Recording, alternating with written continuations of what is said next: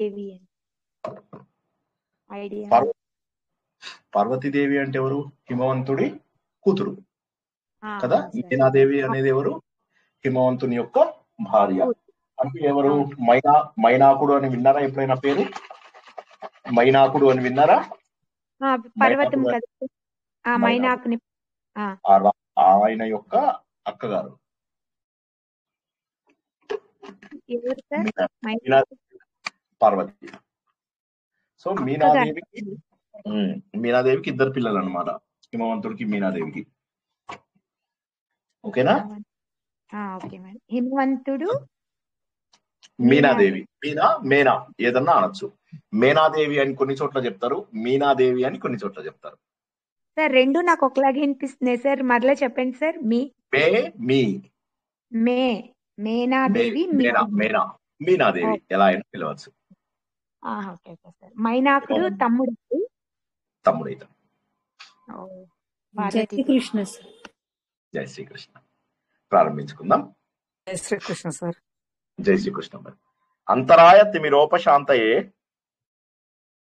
శాంత పావనమచించ వైభవం తం నరం వపుషి కుంజరం ముఖే మన్మహే కిమపి తుందిలం మహః వసుదేవసుతం దేవం కంసచాణూరమర్ధనం దేవకీ పరమానందం కృష్ణౌ వందే జగద్గురుం శ్రీకృష్ణౌ వందే జగద్గురుం.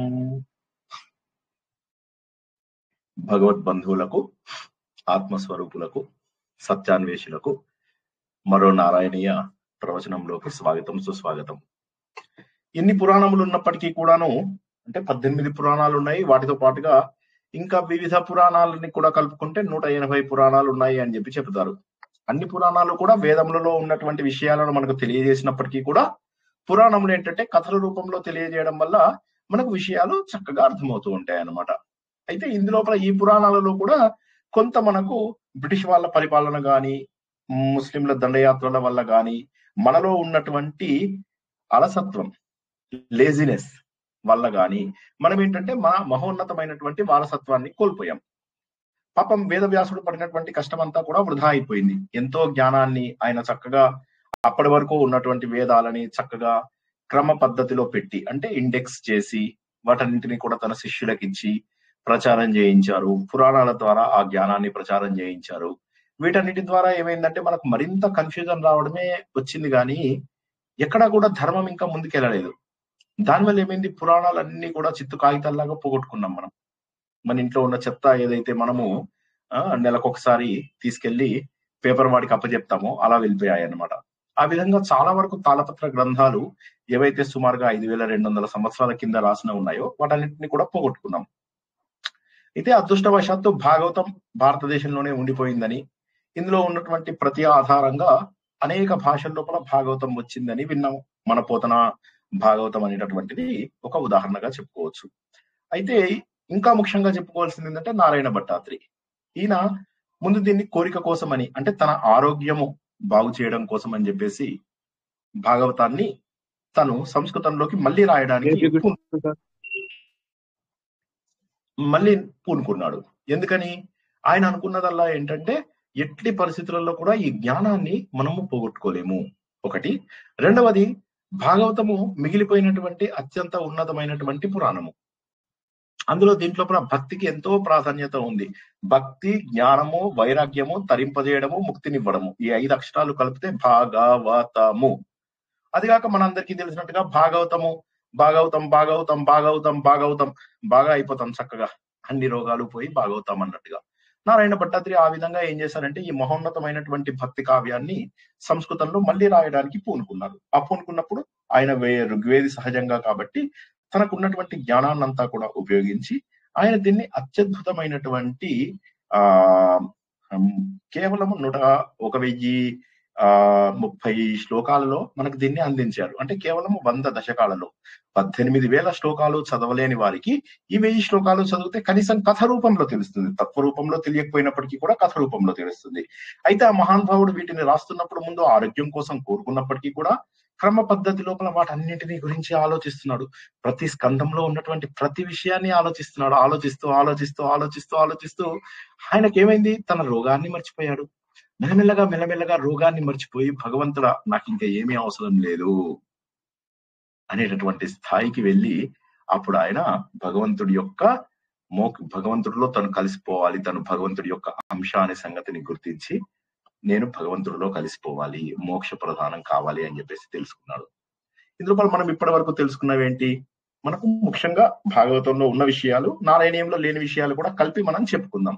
ఏమైంది, అసలు ఎందుకు వచ్చింది, ప్రారంభం ఎందుకు అయింది అంటే శౌనకాది మనులు మళ్ళీ ఎప్పట్లాగే సూత పౌరాణికుడిని అడుగుతారు, ఎలాగా ఒక మంచి కావ్యాన్ని చెప్పండి, భక్తిమయమైనటువంటిది చెప్పండి అనగానే ఆయన ఈ భక్తిమయమైనటువంటి భాగవతాన్ని చెప్తారు. ఇది ఎవరికి చెప్పారు అంటే శుకబ్రహ్మ పరీక్షిత్ మహారాజుకు చెప్పారు. అంటే ఎందువల్ల చెప్పవలసి వచ్చింది అంటే పరీక్షిత్ వృత్తాంతం చెప్తారనమాట.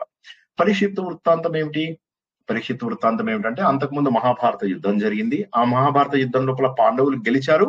కాకపోతే అర్ధరాత్రి పూట వచ్చే అశ్వత్థామ పాండవ సైన్యాన్ని, పాండవులలో ఉన్నటువంటి ముఖ్యులందరినీ ఎవరిని కూడా వదలకుండాను పంచ ఉప పాండవులను కూడా తను హతం చేయడం అనేది తెలుసుకున్నాం. అందువల్ల కోపం వచ్చినటువంటి భీముడు, దుర్యోధనుడు వెళ్లి అశ్వత్థామని తీసుకొచ్చి ద్రౌపది కాళ్ళ ముందు పడేస్తారు. అప్పుడు ద్రౌపది చాలా బాధపడుతుంది. కాకపోతే తను ఏదైతే బాధపడుతుందో ఆ బాధని గురుపత్ని అంటే ద్రోణాచార్యుడి యొక్క భార్య అయినటువంటి కృపి తను అప్పటికి ఇంకా వెళ్ళదన్నమాట. తను సతీ సహగానం చెయ్యదు. ద్రోణాచార్యుడు చనిపోయినా కూడా కొడుకు అశ్వత్థామ ఉన్నాడులే, అతడికి నేను ఉండాలి అని చెప్పి. ఇప్పుడు అశ్వత్థామని చంపడం పెద్ద పని కాదు, కానీ ఆవిడ చాలా బాధపడి వద్దు, నేను పెద్ద బాధ ఆవిడ పడడం నాకు ఇష్టం లేదు అని చెప్పి అంత శోకంలో కూడా క్షమాగుణం కలిగింది అని చెప్పి మనకు భాగవతంలో ఆయన శుకబ్రహ్మ తెలియజేస్తూ ఉంటాడన్నమాట పరీక్షిత్తుకి.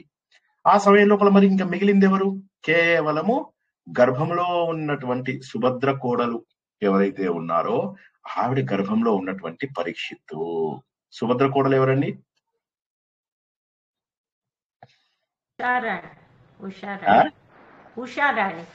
అయ్యయ్యో, అభిమన్యుడి భార్య పేరు ఏంటండి? సుభద్ర భార్య, సుభద్ర కోడలు ఉత్తర. ఆమె వచ్చి శ్రీకృష్ణ భగవానుడితో చెబుతున్నారు అనమాట, నేను నీ చెల్లెలి కోడల్ని, నా గర్భంలో ఉన్నటువంటి శిశువు చనిపోయినట్టుగా నాకు అనుమానం ఉంది, నువ్వు కాపాడు మహానుభావ, ఇక ఇతనే మా వంశాంకురము, అందరూ చనిపోయారు అనగానే అప్పుడు శ్రీకృష్ణుడు లోపలికి వెళ్తాడు. లోపలికి వెళ్ళి లోపల ఉన్నటువంటి బ్రహ్మాస్త్రాన్ని ఇలా గడ్డిపోచం తీసినట్టుగా తీసి పక్కకు పారేస్తాడు. పరీక్షిత్తు కళ్ళు తెరిచి చూస్తూ ఉంటాడు, ఈ మహోన్నతుడైనటువంటి వ్యక్తి ఎవరు అని ఆనందంగా ఉంటాడు. అప్పుడు ఆయన గుర్తిస్తాడు. తర్వాత పరీక్షిత్తు మహారాజు చిన్న పిల్లాడుగా పుట్టినప్పటి నుంచి కూడా వీళ్ళందరూ చాలా చక్కగా ముద్దు చేస్తూ పరీక్షిత్తు మహారాజుని, పరీక్షిత్తు పిల్లాడిని, చిన్న పిల్లాడు అప్పుడు జూనియర్ కదా, విష్ణురాతుడు ఆయన పేరు.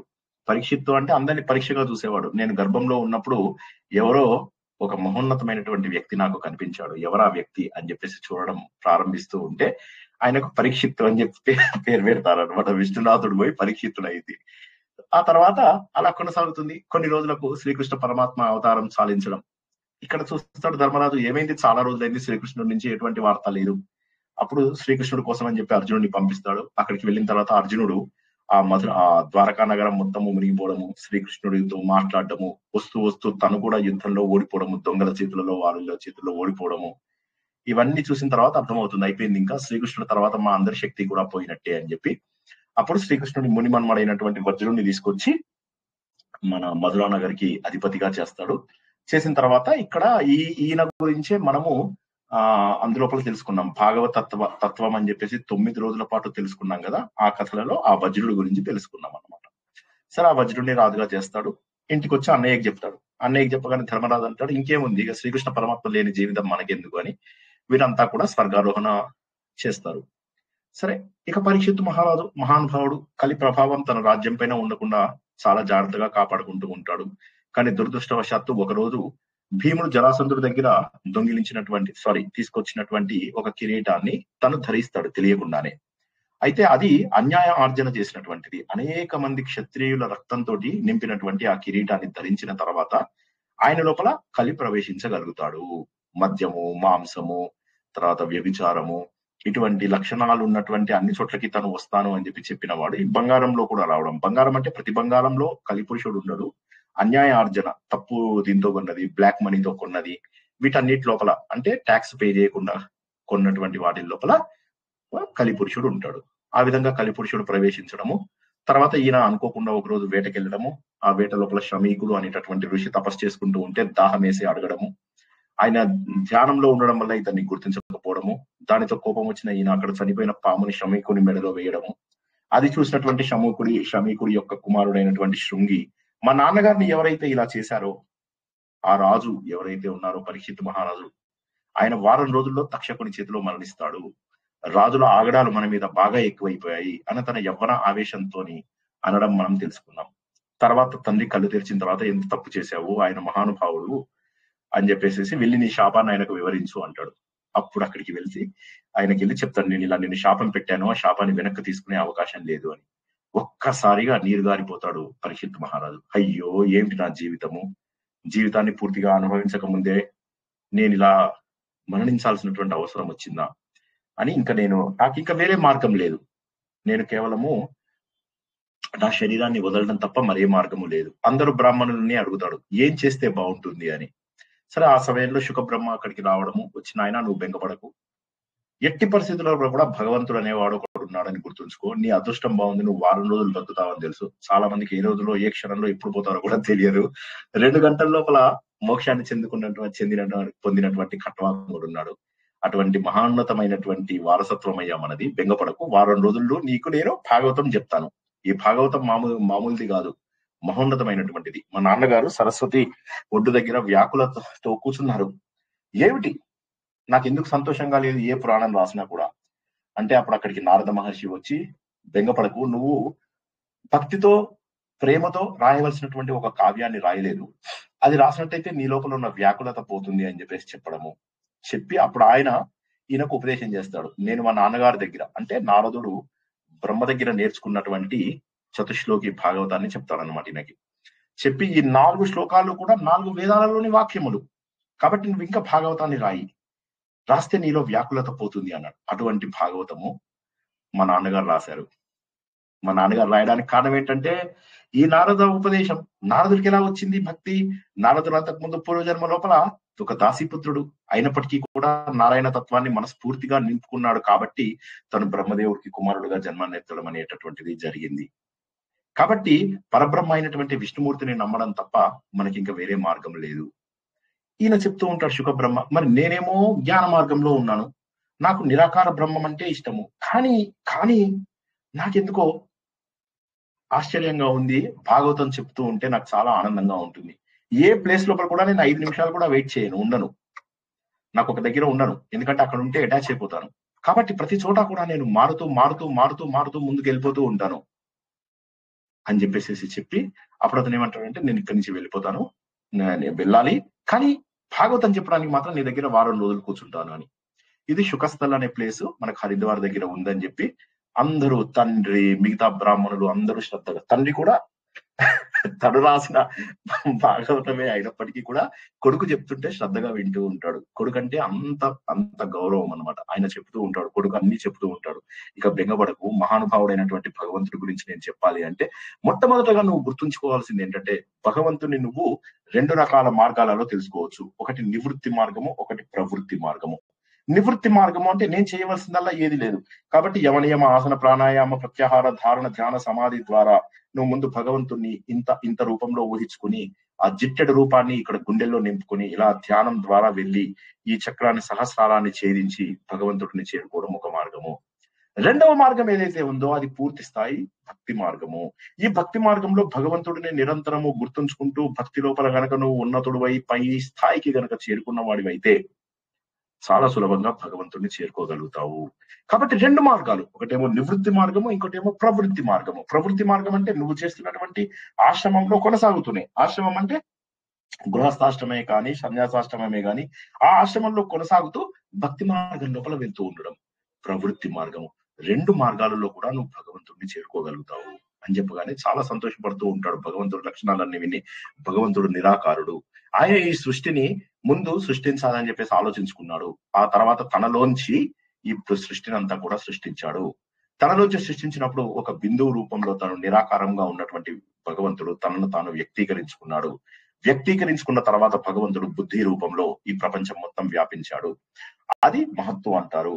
ఆ తర్వాత భగవంతుడు ఒక్కొక్కటి మెల్లగా ఈ ప్రపంచం అంతా కూడా సంకర్షణుడు రూపంలో, అహంకార రూపం లోపల అలా వ్యాప్తి చెంది వీటిలోంచి సాత్విక, రాజసిక, తామసిక గుణాలని 3 ఉండడం ద్వారా మనకు పంచ జ్ఞానేంద్రియాలు, పంచ కర్మేంద్రియాలు, పంచ ప్రాణాలు, మనసు, బుద్ధి, చిత్తము, అహంకారము, ఈ తన్మాత్రలు అనేటటువంటి ఈ ఆకాశము, భూమి, నీరు ఇవన్నీ కూడా రావడం ద్వారా ఈ సృష్టికి కావాల్సిన ప్రతి వస్తువుని ఆయన తయారు చేశారు. చేసినటువంటి ప్రతి వస్తువుకి ఆయన ఒక అధిపతి, ఒక దేవుణ్ణి అక్కడ పెట్టారు. తర్వాత ఆయన ఏం చేశారు? వీరందరూ కూడా వాటన్నిటిలో చైతన్యాన్ని తీసుకురాలేకపోయారు, ఈ అధిదేవతలందరూ కూడా. అందుకని చెప్పి ఈ అన్నింటిలోకి తనే వాసుదేవుడు లాగా ప్రవేశించి మొత్తము అన్ని జీవరాశుల లోపల తను చైతన్యంగా మిగిలిపోయి ఇప్పుడు తను చేసిందంతా కూడా ప్రాకృతిక సృష్టి. ఆ తర్వాత వైకృతిక సృష్టి చేయమని చెప్పి తన బొడ్డులోంచి, నాభిలోంచి వచ్చినటువంటి బ్రహ్మదేవుడు తప తప తప అని వినిపిస్తుంది ఆయనకి. ఏమిటి, నేను ఎవరిని, ఎక్కడి నుంచి వచ్చాను అది వెతుక్కుంటూ వెళ్తాడు. వెళ్ళేసరికి అప్పుడు విష్ణుమూర్తి కనిపించి అప్పుడు చెప్తాడు, ఇక నువ్వు ఇంతకు ముందు కల్పంలో చేసిన సృష్టిని మళ్ళీ ఎక్కడెక్కడైతే ఎవరెవరి పాపాలు ఎక్కడెక్కడైతే ఆగిపోయాయో అక్కడి నుంచి నువ్వు మళ్ళీ సృష్టిని చెయ్యాలి అని చెప్పి అప్పుడు అక్కడి నుంచి సృష్టిని చేయడము. ఆ సృష్టి లోపల ముందు చెట్లు, చేమలు, జంతువులు, తర్వాత మానవులు, తనలోంచి ప్రజాపతులను ముందుగా సృష్టిస్తాడు. సనక సనందన సనత్ సుజాత సనత్ కుమారులను సృష్టిస్తాడు. కానీ వారు ఏ విధంగానూ కూడా ఒప్పుకోరు. సనక సనందన సనత్ సుజాత సనత్ కుమారులు ఎవరైతే ఉన్నారో వాళ్ళు ఒప్పుకోరు, మేము సృష్టి చేయలేము అని. అప్పుడు ప్రజాపతులను సృష్టిస్తాడు. ఆత్రి, అంగిరేసుడు, పులహుడు, పులస్త్యుడు, తర్వాత దక్షుడు, నారదుడు, భృగువు, ఇలా అందరినీ 10 మందిని పుట్టిస్తారు. ఇందులో నారదుడు తప్ప మిగతా 9 మంది పెళ్లి చేసుకోవడానికి ఒప్పుకుంటారు. అప్పుడు ఏం చేశాడు, మరి ఆయన సృష్టి చేయాలి అనేసరికి తన నీడలోంచి కూడా కర్దమ ప్రజాపతిని పుట్టిస్తాడు.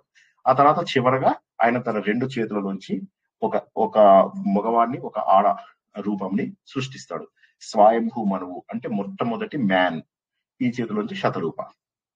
ఈ 2 ఆడ మొగాన్ని పుట్టించి సృష్టి చేయండి అని. వాళ్ళు అంటారు, మేము ఎక్కడి నుంచి సృష్టి చేయాలి, మా వల్ల ఎక్కడవుతుంది, చూస్తే భూమి కాస్త రాక్షసుడు దాచేశాడు అని. ఇదేమిటి, ఈ సమయంలో రాక్షసుడు రావడం ఏమిటి అంటే, ఉన్నాడు, అది ఆల్రెడీ జయ విజయుల వృత్తాంతం చెప్పేసి ఆ జయ విజయుల వృత్తాంతం ద్వారా ఆ జయ విజయులే ఇప్పుడు హిరణ్యాక్షుడు, హిరణ్యకశిపుడుగా వచ్చారు. ఆ హిరణ్యాక్షుడు వెళ్ళి భూమిని అంతా కూడా రసాతలంలో దాచేశాడు అని చెప్పగానే అప్పుడు రసాతలం నుంచి మరి తీసుకురావాలి భూమిని ఎలాగా? అప్పుడు ఆలోచిస్తుంటే ఆయన ముక్కులోంచి ఒక యజ్ఞ వరాహము ఉత్పన్నం కావడము, ఆ యజ్ఞ వరాహము వరాహస్వామిగా అవతరించి భూమిని తన కోరలపైన నిలబెట్టి ఆ రాక్షసుడిని సంహరించి భూమిని అందించడము. ఆ భూమి అందించగానే ఇక చాలా ఆనందంగా స్వయంభూ మనువు శతరూప వారి సంతానాన్ని ప్రారంభిస్తారు. ఆ సంతానంలో మొట్టమొదటి వాడు ఉత్తానపాదుడు, ఆయన తమ్ముడు ప్రియవ్రతుడు. వీరికి 3 ఆడపిల్లలు, దేవహూతి, ఆకుతి, ప్రసూతి. ఈ ప్రసూతిని దక్ష ప్రజాపతికి ఇస్తాడు. అక్కడి నుంచి మనం దక్ష యజ్ఞం కథ తెలుసుకున్నాము.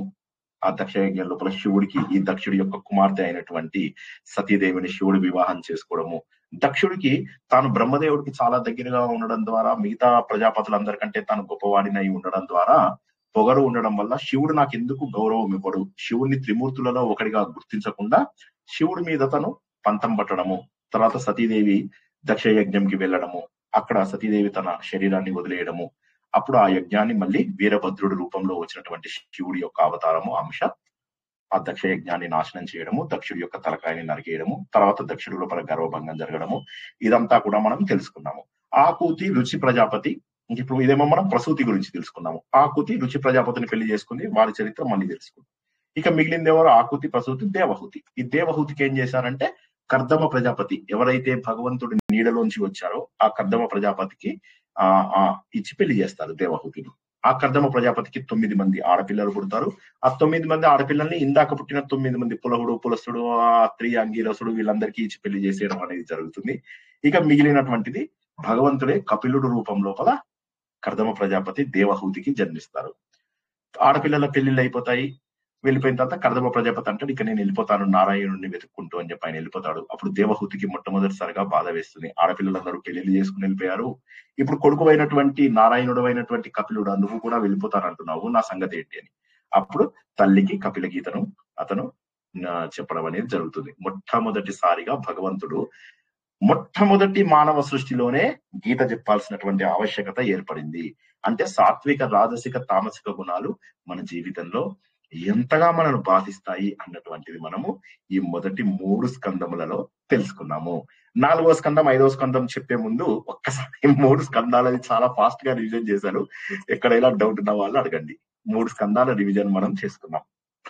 4వ, 5వ స్కందం ప్రారంభించే ముందు ఏమైనా ప్రశ్నలు ఉంటే అడగండి.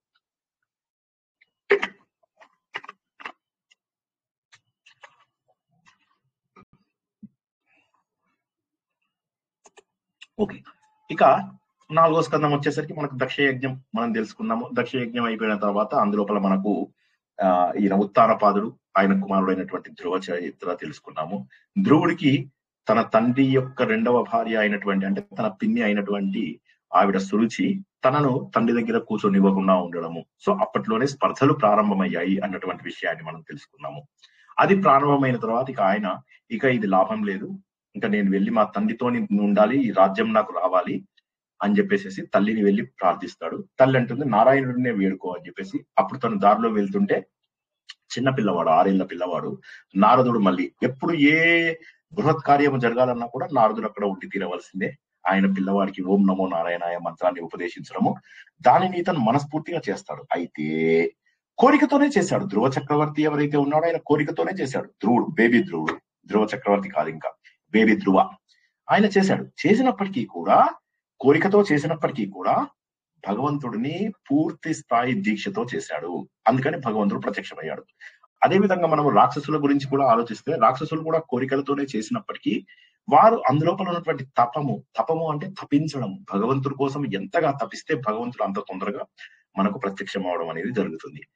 అదే విధంగా కోరికలు ఉన్నాయా లేదా అది పక్కన పెట్టి, నువ్వు ఇలా తపస్సు చేసే శక్తి ఉందా లేదా, అన్ని నువ్వు భగవంతుడి కోసం త్యజించగలవా లేదా, మనం తర్వాత తెలుసుకుంటాం.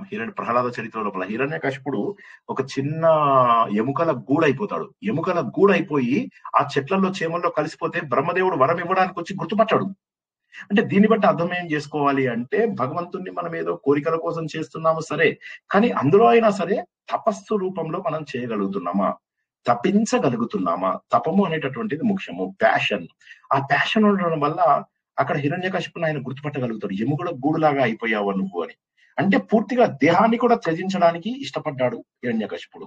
కాబట్టి కోరికలు ఉన్నా సరే, కానీ ఆ కోరికలకు సరైనటువంటి నియమాలతో భగవంతుడిని పూజించాలి అని చెప్పేసి మనకు భాగవతం చెప్తుంది. ఎందుకు భాగవతము, నారాయణీయము మిగతా అన్నిటికంటే గొప్పవి? ఎందుకంటే ఇదే తపన, ఆ తపనను తెలియజేస్తుంది. ఇదే తపన ఇప్పుడు నారాయణ భట్టాద్రిలో ఉందా లేదా? ఎవరైనా చెప్పండి, నారాయణ భట్టాద్రిలో ఈ తపన ఉందా లేదా? డెఫినెట్ గా ఉంది సార్. కాబట్టి ఆ తపన వల్ల అతను భగవంతుడికి అవ్వగలిగాడు. ఆ తపన వల్ల అతడు భగవంతుడికి దగ్గర అవ్వగలిగాడు. సో ఆ విధంగా భగవంతుడికి దగ్గరైనటువంటి ఈ మహానుభావుడు ఎవరైతే ఉన్నారో ఈ ధ్రువుడు, అప్పుడు భగవంతుడు ప్రత్యక్షమై అంటాడు, నువ్వు చిన్నపిల్లాడివే, నీకు రాజ్యం దొరుకుతాయి, మీ నాన్న ఆల్రెడీ నీ కోసం వెతుకుతున్నాడు, అన్ని చోట్ల గాలిస్తున్నాడు, పర్వాలేదులే, మేము వెళ్ళి చెప్పాం, నారదుడు వెళ్ళి చెప్పాడు నువ్వు తపస్సు చేసుకుంటున్నావని, మీ నాన్నగారు భయపడరు, అయినప్పటికీ కూడా వెళ్ళు అని అంటారు. వెళ్తాడు, అందరూ మారిపోతారు, ధ్రువుడికి రాజ్యం ఇస్తారు. ధ్రువుడికి తన తమ్ముడు అన్నా కూడా చాలా ఇష్టంగా ఉంటుంది. సరే, తమ్ముడిని యక్షులతో గొడవ అవ్వడం జరుగుతుంది. ఆ తర్వాత కుబేరుడితో ఈయనకి గొడవ రావడము, ఇవన్నీ. ఉత్తానపాదుడు వెళ్ళిపోతాడు, ఇంకా తన తమ్ముడికి సగము ఇచ్చేసేసి రాజ్యాన్ని ఆయన వెళ్ళిపోతాడు. ఉత్తానపాదుడు వెళ్ళిపోతాడు. ఇక్కడ ఏమవుతుంది, ధ్రువ చక్రవర్తి రాజ్యాన్ని కొనసాగిస్తాడు. ఈ ధ్రువ చక్రవర్తి అత్యద్భుతంగా రాజ్యాన్ని కొనసాగిస్తాడు. తర్వాత కుబేరుడితో కూడా యుద్ధాన్ని చేస్తాడు. తర్వాత స్వయంభూ మను వచ్చి చెప్తాడు, తప్పునైనా కుబేరుడితో యుద్ధం చేయకు, మీ తమ్ముడిని చంపింది అది అలా జరగవలసినటువంటిది ఉన్నది, అది భగవంతుడి కార్యము, కాబట్టి నీ తమ్ముడిని చంపినందుకని చెప్పేసి నువ్వు ఇలా ప్రతీకారం తీర్చుకోవడం కుదరడు అని చెప్పేసి చెప్పగానే అప్పుడు అతను దాన్ని మానేస్తాడు. మానేసిన తర్వాత ఇక ఈయన వంశంలోనే మనం ధ్రువ వంశం చాలా అద్భుతంగా పరిపాలిస్తాడు. తర్వాత తల్లిని తీసుకుని తను కూడా మన పరమపదానికి చేరుకుంటాడు. మనకు ధ్రువ తారలాగా నిత్యము వెలుగుతూ కనిపిస్తాడు ధ్రువ చక్రవర్తి. ఈయన వంశంలోనే వచ్చినటువంటి అంగ మహారాజు, ఆయన మహానుభావుడు. ఆయనకు పుట్టినటువంటి కుమారుడు వేణుడు పరమ దుర్మార్గుడు. ఆ వేణుడు యొక్క దుశ్చర్యల వల్ల ప్రపంచమంతా కూడా అల్లకల్లులంగా అయిపోతూ ఉంటుంది. భూమి కూడా తన అన్ని వైటమిన్స్ అండ్ మినరల్స్ ని దాచేసుకున్నటువంటి పరిస్థితిని మనం చూసాము. అందువల్ల ఏమవుతుంది, వేణుడుని అందరూ కూడా శాపం పెడతారు. శాపం పెట్టగానే వేణుడు చనిపోవడం మనం గత వారమో 2 వారాల కింద చూసాము. ఆ వేణుడు చనిపోయిన తర్వాత మరి రాజు లేడు, ఇంకా దొంగతనాలు, లూటీలు, ఇవన్నీ ఎక్కువైతూ ఉంటాయి. అందుకని చెప్పి ఆ వేణుడి శరీరంలోంచే ధ్రువ చక్రవర్తిని అర్చి అనేటటువంటి దేవతను, అంటే విష్ణుమూర్తి అవతారము, వీరిద్దరిని తీస్తారనమాట. విష్ణుమూర్తి లక్ష్మీ అవతారం, వీరిద్దరిని కూడా మథనం ద్వారా బయటికి తీస్తారు. మథనం ద్వారా రావచ్చు అని ఆ రోజుల్లో ఉన్నది మనకు. సాగర మథనం గాని, ఈ వీరికి శరీరంలో చేసిన మథనం గాని, మనం పెట్రోలియంలో చేసిన మథనం గాని, పాలను పెరుగుగా చేసేదాన్ని గాని, వీటన్నిటిని మథనము అంటారు. అలాగే మనం బుద్ధికి పని పెడితే మేధో మథనం, అది మనం చేస్తామా? సార్ వింటున్నాం మీ ప్రవచనం, ఇంకా ఎక్కువ ఎక్స్పెక్టేషన్స్ పెట్టుకోవద్దు. మీరు వినడం వరకు వింటాం, ఈ చెవి నుంచి వింటాం, ఈ చెవి నుంచి మర్చిపోతాం, మా ఇష్టం. మీరు మళ్ళా దాన్ని బుర్రలో పెట్టుకొని ఆలోచించాలంటే ఎట్లా సార్? దేడి దిమాగ్ సార్, ఎన్నిసార్లు చెప్పినా మీకు అర్థం కాదు అని మీరందరూ అంటారు. కానీ నేను అనేది ఎంత మేధో మథనం కూడా కొంత జరగాలి, జరిగినప్పుడు మనకి ఇంకా బాగుంటుంది అని నేను చెప్తూ ఉన్నాను.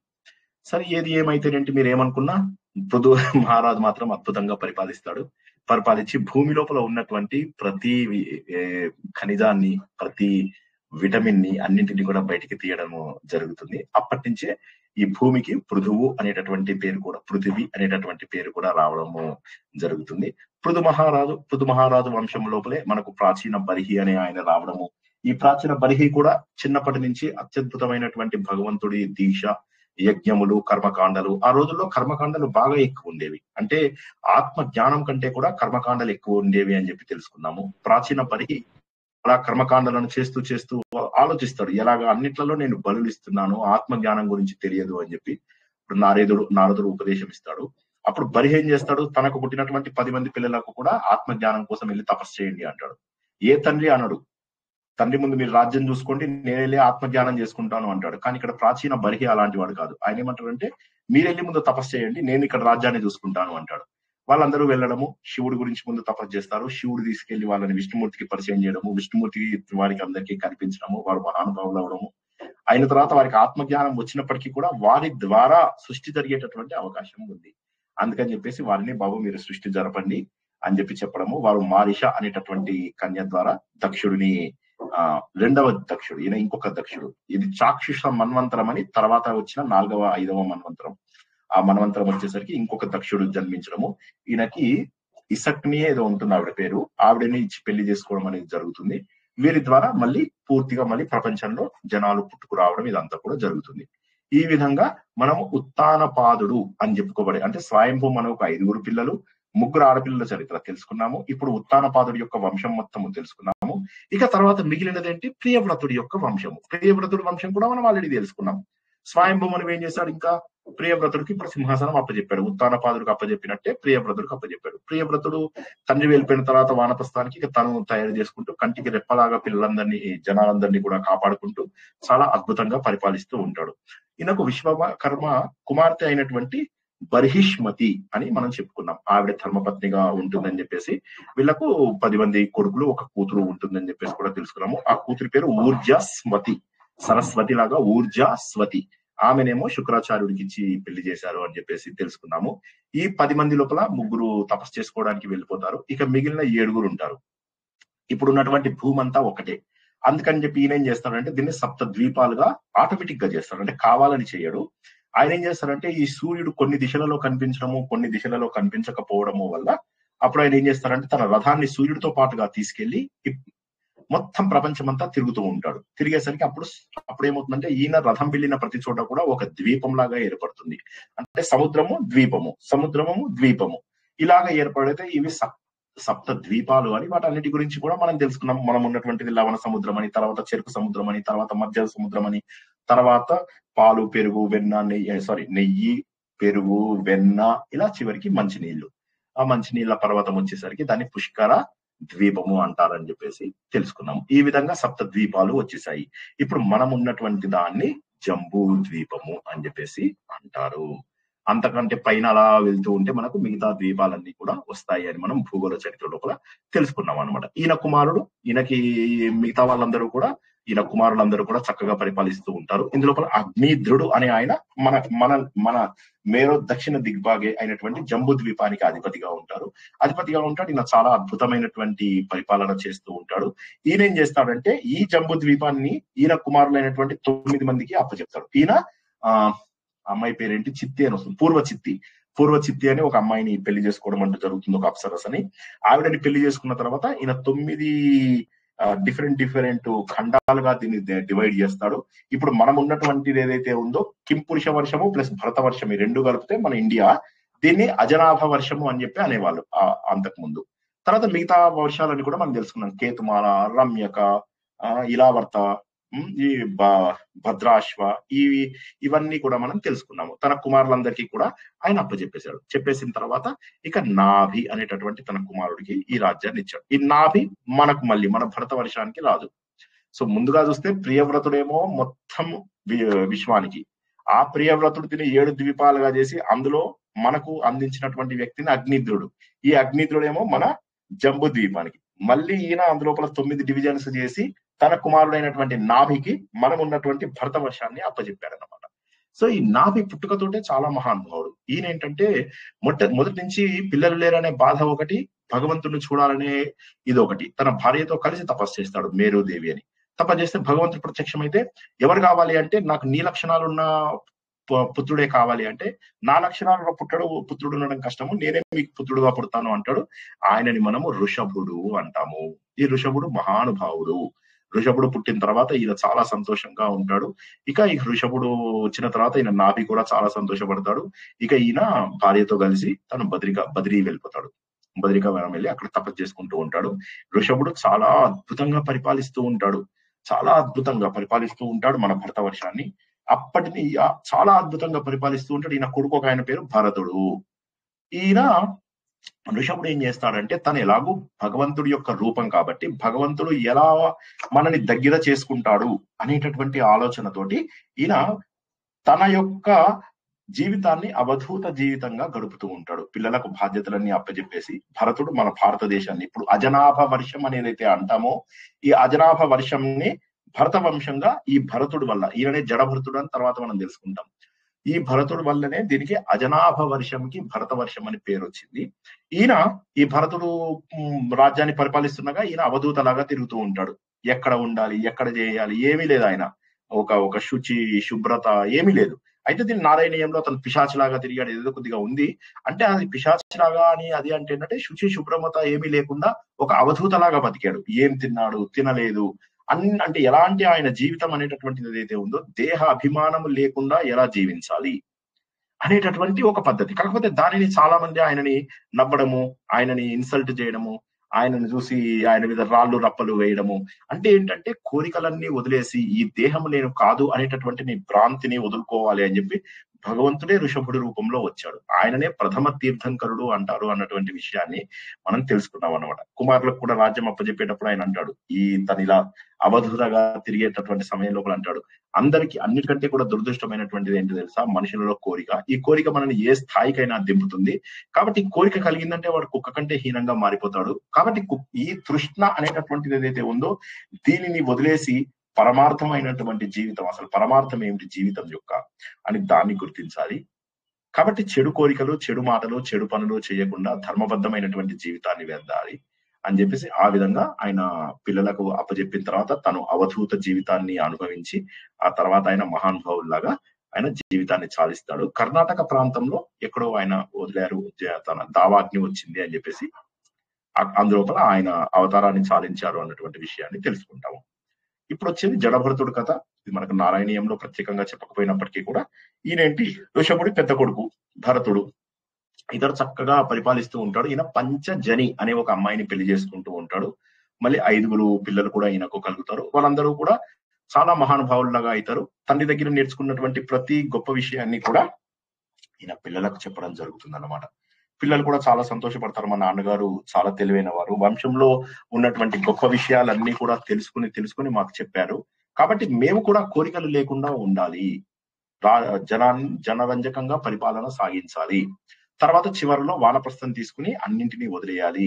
ఎంత సంపాదించినా సరే చివరికి వానప్రస్థం అనేటటువంటిది తీసుకోవాలి, కోరికలు అనేటటువంటివి ఉండకూడదు అని చెప్పి వాళ్ళందరూ కూడా గ్రహిస్తారు.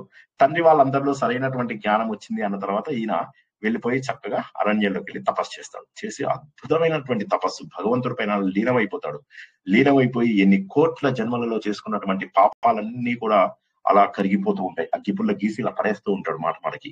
అంటే పాపాలన్నీ కూడా దహింపజేసుకున్నాడు. జ్ఞానాగ్ని దగ్ధ కర్మాణం, అన్ని పాపాలు పోతాయి, అన్ని రకాలుగా ఇదైపోతాడు. ఇంకా రేపో మాపో దేవుడిలో కలిసిపోవాలి.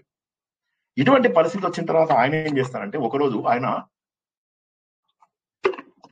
గండకి నది, అది మన నేపాల్ కి వెళ్తుంది కదా, ఆ గండకి నది ఈయన ఆశ్రమానికి దగ్గరగా ఉండేది అనమాట. ఆ నది దగ్గర కడుపుతో ఉన్నటువంటి ఒక లేడీ నీళ్లు తాగడానికి వస్తుంది. అదే సమయం లోపల అక్కడికి ఒక సింహమో పులో వస్తుంది, సింహం అనుకుంటా. సింహం వచ్చి గర్జిస్తుంది. అప్పుడు ఇది నీళ్ళలో పడిపోతుంది, తల్లి చనిపోతుంది, ఆ బేబీని డెలివరీ చేసి చనిపోతుంది అనమాట. సో అప్పుడు ఆ లేడీని చూసి ఈయనకి కరిగిపోతుంది, గుండె కరిగిపోతుంది. కరిగిపోయి అప్పుడు ఏం చేస్తాడంటే లేడీ కూరను తన దగ్గరికి తీసుకుంటాడు, గుండెకు హత్తుకుని చెప్పేసి ఆశ్రమానికి తెచ్చుకుంటాడు. తెచ్చుకొని ఇప్పుడు దాన్ని పెంచడంలోనే ఈయన జీవితం అయిపోయింది. తన పిల్లలను వదిలేశాడు, రాజ్యాన్ని వదిలేశాడు, కోట్ల కొద్ది డబ్బులు వదిలేశాడు, సుఖాలు, సర్వ సుఖాలు వదిలేశాడు. వదిలేసి ఇక్కడ ఇంక రేపో మాపో దేవుడి లోపల ఐక్యం అవ్వాల్సినటువంటి అవసరం ఉంది. ఈ సమయం లోపల ఒక జింక మీద ప్రేమను పెంచుకుంటాడు. ఇక జపము, తపము, సంధ్యావందనము మెల్లగా తగ్గించుకుంటూ ఉంటాడు. సంధ్యావందనం చేస్తూ ఉంటే ఆ జింక్ వచ్చి సతాయిస్తూ ఉంటుంది. సరే కానీలే అని చెప్పి ముందు దాన్ని ఒళ్ళో పెట్టుకుంటాడు. ఒళ్ళో పెట్టుకున్నాక ఏం చేస్తాడు, మెల్లగా ఇక్కడ నాకడం మొదలెడుతుంది, ముద్దు వస్తుంది, మెల్లగా సంధ్యావందనం మానేస్తాడు, లేదా షార్ట్ కట్ లో చేస్తాడు. ఈ విధంగా తను చేయవలసినటువంటి నిత్య కర్మలన్నింటినీ కూడా ఆపుతాడు. ఈ కథకు అర్థం ఏంటి అంటే, మనం కూడా అంతే. ఒక స్థాయి వచ్చిన తర్వాత ఇంకా మోహాలు, బంధాలు పెంచుకుంటే మనవాళ్ళు, మనవరాళ్ళు, ముని మనవాళ్ళు, వీరందరిపైన వారిని చూస్తుంటే గుండె కరిగిపోతూ ఉంటుంది, ఆనందంతో పొంగిపోతూ ఉంటాము. మన పిల్లల్ని చేయలేనటువంటి ముద్దులన్నీ కూడా మన మనవలని, మనవరాలని చేయాలి అని ఆలోచిస్తూ ఉంటాము. కాబట్టి ఇటువంటి సమయం లోపల ఏమవుతుందంటే పతన దశ ప్రారంభం అవుతుంది మనకు తెలియకుండానే. ఇంకేముంది, ఇక చాలా ఆనందంగా ఇక మెల్లగా అది కొద్దిగా పెరుగుతుంది, జంపులు చేస్తూ ఉంటుంది. ఎలా అయితే మన పిల్లలు మన వాళ్ళు నడుస్తున్నప్పుడు ఎలా అయితే ముద్దు అనిపిస్తుందో, ఈయన కూడా ఆ జింక అలా నడుస్తూ ఉంటే ఇంకా ముద్దు అనిపిస్తూ ఉంటుంది. ఇక అది జంప్ చేస్తుంటే ఈయన కూడా దాని వెనకాల జంప్ చేస్తూ ఉంటాడు అనమాట. ఇద్దరు ముట్టించుకో ఆట ఆడతారు అనమాట. తర్వాత స్టాచ్యూ ఆట ఆడతారు. ఇలాగ రకరకాల గమ్మత్ గేమ్స్ ఆడుకుంటూ ఉంటారు అనమాట. ఆడుకుంటూ చాలా సంతోషంగా ఉంటారు. సరే ఒక రోజు అది కనిపించకపోయేసరికి వెళ్ళలేదు, చాలాసేపు ఎదురు చూస్తూ ఉంటాడు. చివరికి అది వస్తుంది. రాగానే బెంగపడిపోతాడు. బెంగపడి అమ్మ అలా వెళ్ళిందని చెప్పి బెంగపడి కదా ఇంకా కాస్త జాగ్రత్తగా చూసుకోవడం మొదలెడతాడు. ఒకరోజు అది నిజంగానే కనిపించదు. ఎంతసేపు వెతుకుతాడో, దగ్గరున్న ప్రతి చెట్టు, చేమ, కొండలు, ఇవి కొన్ని రోజుల పాటు వెతుకుతాడు. అక్కడ దగ్గర తపస్సు చేసుకుంటున్న వాళ్ళందరినీ అడుగుతాడు, నా జింకను చూసారా, నా బేబీని చూసారా, అయ్యో ఇది నన్ను క్షణం కూడా వదిలేది కాదు, తల్లి లేని పిల్ల, తిని ఎలా ఉండాలి, ఎవరైనా తినేసి ఉంటారా, బహుశా ఏదన్నా పులి ఆహారం కోసం అని చెప్పి తినేసిందా. సో ఆఖరికి ఇతను ఎలాంటి స్టేజ్కి వెళ్తాడంటే ఎముకలు అవి దొరుకుతాయేమో అలాంటి స్టేజ్ కూడా వెళ్తాడు.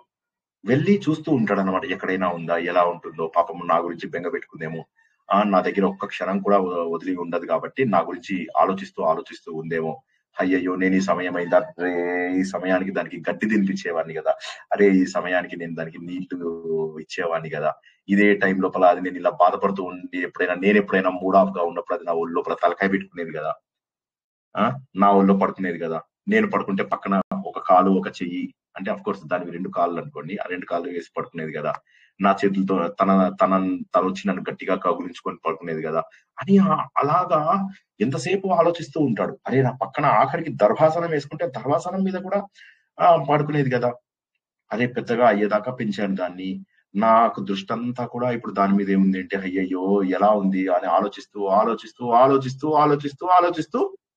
ప్రాణాలు వదిలేస్తాడు.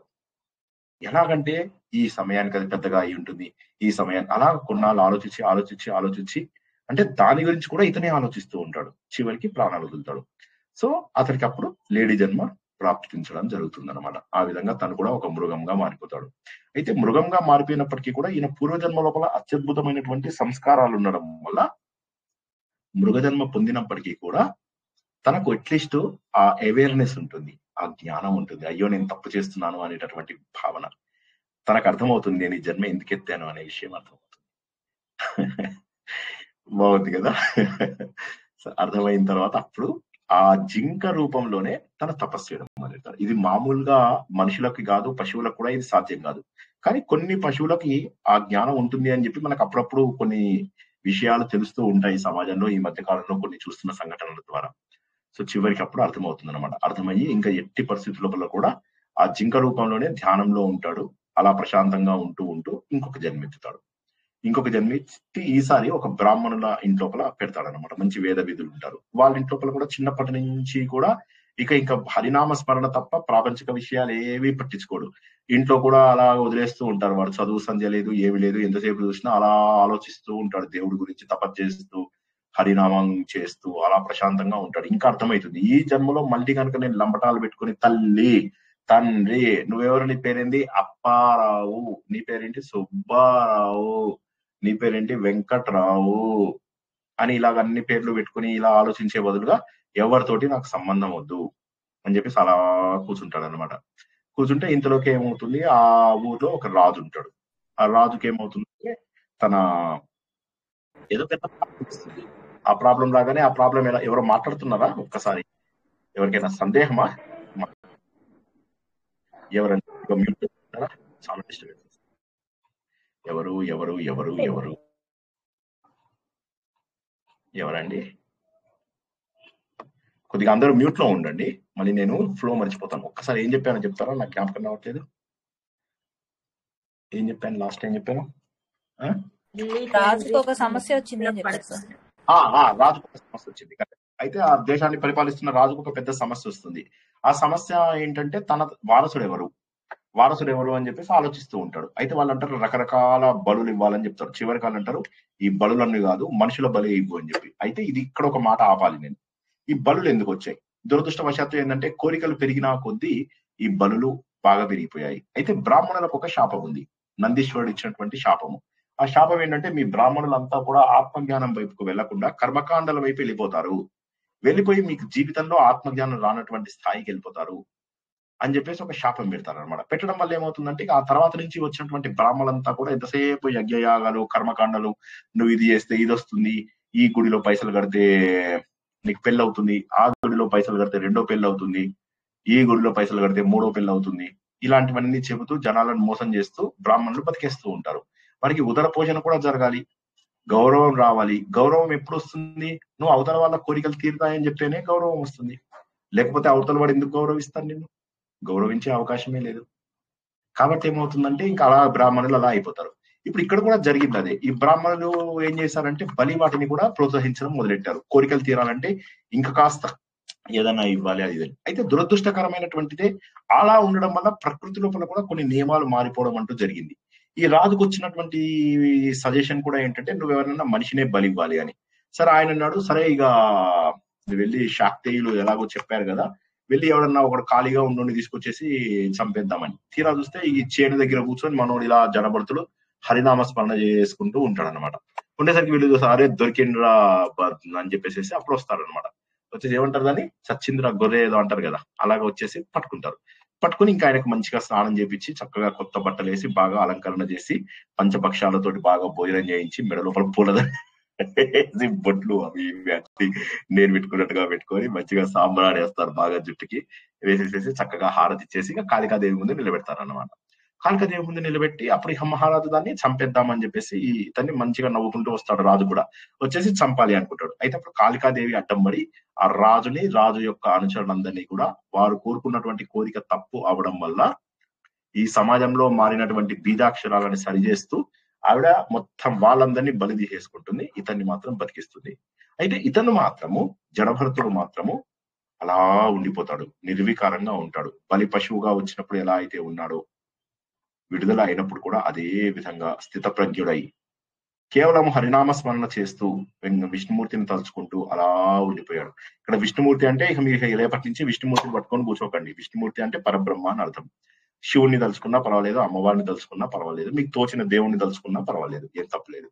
సరే అప్పుడు ఇంకేముందిగా ఆనందంతో ఇతను అక్కడి నుంచి నిర్వికారంగా వెళ్ళిపోయి శ్రీహరిని ధ్యానిస్తూ ఉంటాడు. అక్కడ కూర్చొని ఆలోచిస్తూ ఉంటాడు. ఆలోచిస్తూ మళ్ళీ తను మామూలుగా ఎక్కడైతే గట్టు మీద కూర్చున్నాడో మళ్ళీ ఆ గట్టు మీదకి వెళ్ళి కూర్చుంటాడు. ఆ దారి నుంచి ఆ సింధు నది రాజు ఒక ఆయన ఉంటాడు అనమాట. ఆయన అక్కడ పల్లకి మీద వెళ్తూ ఉంటాడు. ఆ పల్లెకి బోయిలందరూ ఏం చేస్తారంటే వాళ్ళు మోస్తూ మోస్తూ చూస్తారు, బోరు కొడుతుంది, వాళ్ళకి బోరు కొడుతుంది, రాజునేం అనలేరు. సరే ఒక భుజం మీద కొద్దిగా ఏమంటారు రెస్ట్ దొరుకుతుంది అని చెప్పి వీడిని కూడా తీసుకొస్తారు. తారా కొద్దిగా నువ్వు కూడా నడిపిస్తారు.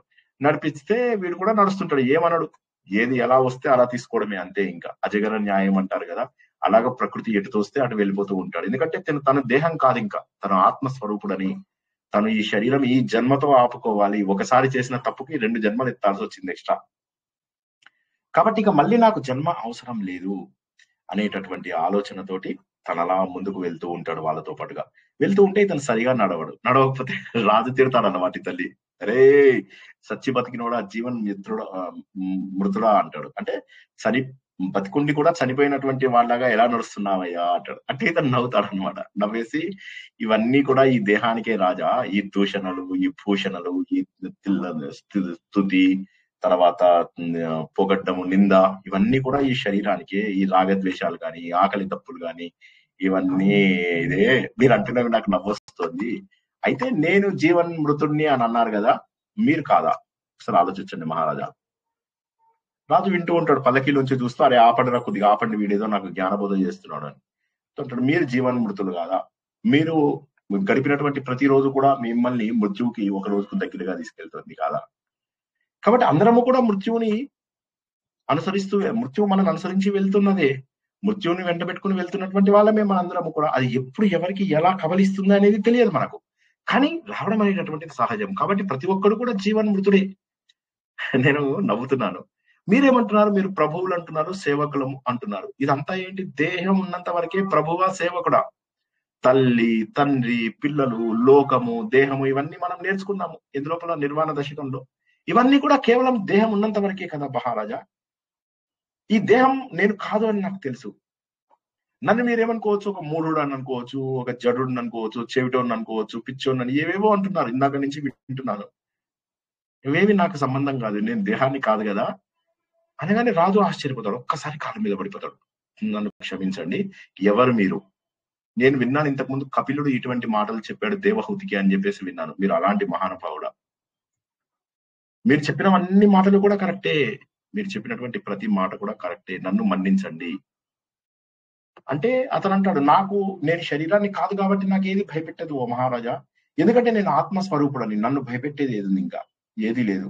యముడి చేతిలో ఉన్నటువంటి కాలదండం నన్ను భయపెట్టదు, ఇంద్రుడి చేతిలో వజ్రాయుధం నన్ను భయపెట్టదు, శివుడు త్రిశూలం తీసుకొచ్చి నన్ను దగ్గరికి వచ్చినా నాకేమీ భయం ఉండదు. సో కాబట్టి నాకు ఇంకా ఏది ఉండదు అంటే మహారాజా. కాబట్టి నేను ఎవరు అనేటటువంటి తెలియదు. ఈ శరీరం ఉన్నంత వరకు, నామరూపాలు ఉన్నంత వరకు మాత్రమే దీనికి ఒక బంధుత్వము, ఒక స్నేహితులు, ఇవన్నీ కూడా. పొయ్యి మీద మనం కుండ పెడతాం, ఆ కుండ లోపల నీళ్లు పోస్తాం, అవి మరుగుతూ ఉంటాయి, అవి అన్నంగా తయారవుతుంది. అదే విధంగా ఈ దేహం అంతే. ఈ దేహం అనేది సాత్విక, రాజసిక, తామసిక గుణాలు శ్రీనివాస్ చెప్తూ ఉంటాడు. ఎప్పుడు కూడా సిమ్, మీడియము, హై లోపల పెడతాము అంతే. అలా వచ్చినదే ఈ జీవితం అంతా కూడా, అలా వచ్చింది.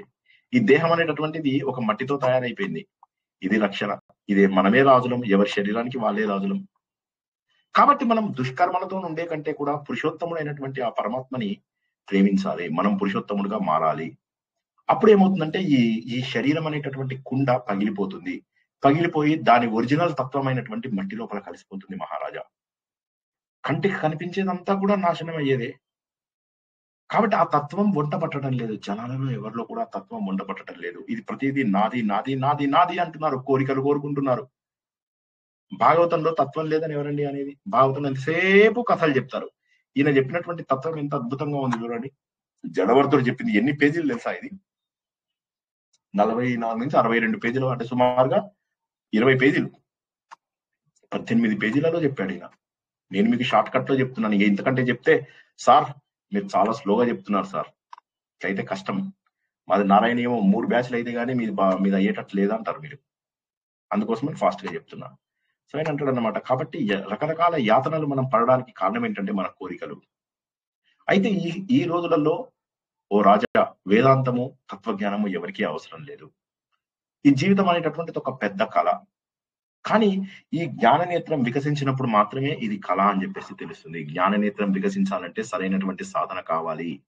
ఆ సరైనటువంటి సాధన తెలిసినప్పుడు మన మనస్సు ఈ వాంఛల నుంచి అన్నింటికీ కూడా దూరంగా వెళ్ళిపోతుంది. ఎప్పుడైతే వాంఛల నుంచి దూరంగా వెళ్ళిపోతుందో అప్పుడు నేను ఆత్మస్వరూపుడని అని చెప్పి తెలుస్తుంది.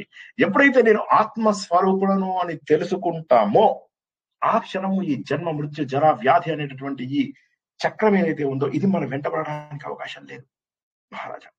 కాబట్టి ఎంతసేపు కూడా శ్రీహరి పాద పద్మాల మీద, మళ్ళా శ్రీహరి అంటే మీరు పట్టుకున్నారు, ఓరి దేవుడా శ్రీహరి అంటే పరబ్రహ్మ. శ్రీహరి అంటే ఇక మీరు వెంకటేశ్వర స్వామి పాల సముద్రంలో ఇట్లా పడుకుంటాడు కాదు, పరబ్రహ్మ. శివుని పూజించవచ్చు, శివుని పూజించవచ్చు, అమ్మవారిని పూజించవచ్చు, అమ్మవారిని పూజించవచ్చు. ఎవరి పురాణంలో వాళ్ళే పరబ్రహ్మ. సో ఈ ప్రపంచం అంతా కూడా చర అచర ఏవైతే ఉన్నాయో వీటన్నిటికీ కూడా అధిపతి ఆ పరబ్రహ్మనే. ఆయననే ఈ పంచభూతాలను వీటన్నిటినీ కూడా తయారు చేశాడు. వీటి ద్వారానే మనం ఏమిటంటే ఈ శరీరాన్ని ధరించినంత వరకు ఇది నేను నేను అనుకుంటూ తెలిసి తెలియనటువంటి కర్మలన్నీ చేస్తూ ఉన్నాము మహారాజా. కాబట్టి ఈ దేహం పైన మమకారాన్ని మనం పోగొట్టుకోవాలి ఓ రాజా. నువ్వు రాజు, వీరంతా సేవకులు, ఈ భావం అవసరం లేదు. ఇది అజ్ఞానము, దీన్ని అవిద్య అంటారు. మనం ఇందులో కూడా తెలుసుకున్నాం, దశశ్లోకిలో కూడా తెలుసుకున్నాం. కాబట్టి ఇవి తెలియకపోతే నిరంతరము దుఃఖ సాగరంలో ఉంటారు. మనకు వచ్చేటటువంటి అశాశ్వతమైనటువంటి ఆనందాల కోసం, సంతోషాల కోసం అని అపరిమితమైనటువంటి ఆనందాన్ని పోగొట్టుకుంటూ ఉంటారు ఓ రాజా. కాబట్టి గుర్తుంచుకో, అన్నిటికంటే కూడా గొప్పదైనటువంటిది ఏంటంటే మన అహంకారాన్ని పోగొట్టుకోవాలి. ఈ అజ్ఞానాంధకారం నుంచి బయటపడాలి. నువ్వు బయటపడవు మహారాజా అని చెప్పేసి చెప్తాడు. చెప్పగానే ఒక్కసారి ఇంకా అసలు ఆ రాజు ఆశ్చర్యపోతాడు. ఆ రాజు కూడా వైరాగ్యం వచ్చేస్తుంది ఆయనకి. ఆయనకు అప్పటి వరకు తనలో ఉన్నటువంటి అహంకారం పూర్తిగా నశిస్తుంది. జడభరతుడు ఆత్మస్వరూపుడు అని తెలుసుకున్నాడు. ఇక మళ్ళీ ఇంకొక తప్పు చేయకుండా జాగ్రత్త పడ్డాడు. ఈ జన్మలో ఇక మరొక జన్మ ఎత్తకుండా మహానుభావుడు అయిపోయాడు. జడభరతుడు అనేటటువంటి కథ మనందరికీ కూడా కనువిప్పు కావలసిందే. జడభరతుడు యొక్క జన్మ మనకు కావలసిందే, తప్పక మనందరికీ కూడా కనువిప్పు కావలసిందే. ఇక వీరి వంశం లోపల ఇక చివరిగా వచ్చినటువంటి వ్యక్తి ఎవరైతే ఉంటారో ఆయనతోటి మనకు ఆయన పేరేంటి విరజుడు అని ఉంటాడు. ఈ ప్రియవ్రతుడు యొక్క వంశంలో ఇంకా ఈయన తర్వాత భరతుడు తర్వాత వచ్చినటువంటి వాళ్ళు చాలా మంది ఉన్నారు. అదంతా ఇంత పెద్ద లిస్ట్ ఉంది. ఇంకా అవన్నీ వదిలేస్తే వీళ్ళ వంశంలో లాస్ట్ కు విరజుడు. మనము ఉత్తానపాదుల దగ్గర దక్షుడు గురించి చెప్పుకున్నాం. దక్షుడు తర్వాత ఇక సృష్టి వెళ్ళిపోయేది ముందుకి అని ఉత్తానపాదుడు. ప్రియవ్రతుడు వచ్చేసరికి ఈ వంశంలో లాస్ట్ పర్సన్ విరజుడు అనేటటువంటి విషయాన్ని తెలుసుకున్నాం. సో ఈ విధంగా మనకు ఉత్తానపాదుడి చరిత్ర, తర్వాత ప్రియవ్రతుడి చరిత్ర తెలుసుకున్నాము. అక్కడ ఆడపిల్లల ముగ్గురి చరిత్ర కూడా తెలుసుకున్నాము. ఈ విధంగా మనము భాగవతంలో 5వ స్కందాన్ని, ఇందులోపల సుమారుగా 21 దశకాలని మనము పూర్తి చేసుకున్నాము. ఎవరికైనా ప్రశ్నలు ఉంటే సరే, లేకపోతే 6వ స్కందం కూడా ప్రారంభించుకుందాం, అజామీల చరిత్ర. ఎవరైనా ప్రశ్నలు ఏమన్నా ఉన్నాయా? నచ్చిందా? లేవండి నిద్ర లేవండి. నువ్వు రాత్రి పడుకుంటారు, పొద్దున పడుకుంటారు, మధ్యాహ్నం. చాలా బాగుంది సార్.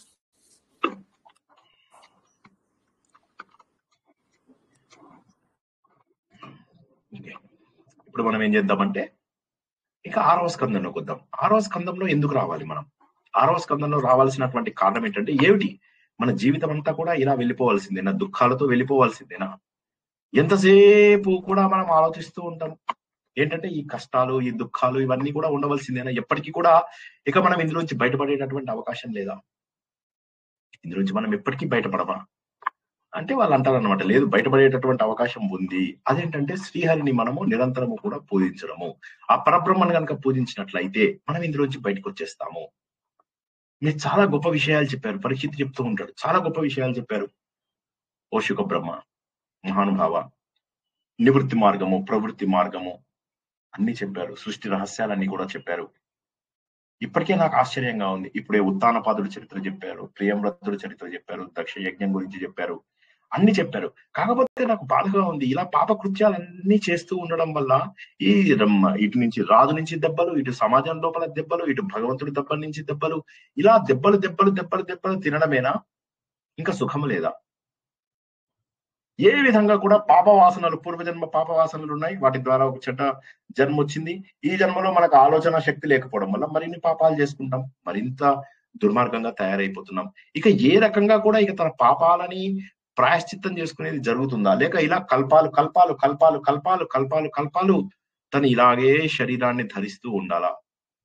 పాపాలకి ఇక ప్రాయశ్చిత్తం లేదా? ఆయన అంటాడు, ఎందుకు లేదు, ఉంది. కర్మలు అనేటటువంటివి సహజంగా ఏంటంటే అజ్ఞానం ద్వారా వస్తాయి. కర్మలు రావడానికి కారణం ఏంటి అంటే తెలియని తనము. కర్మలు అనేటటువంటివి తెలియని తనము. ఉదాహరణకు నాకు ఒక తప్పు ఇది అని చెప్పి తెలిస్తే ఆ తప్పు పని నేను చేయడానికి ఎందుకు సిద్ధంగా ఉండను. కాబట్టి నేనంటే ఆ తప్పు చేయకుండా జాగ్రత్త పడతాను. అదే విధంగా అజ్ఞానం.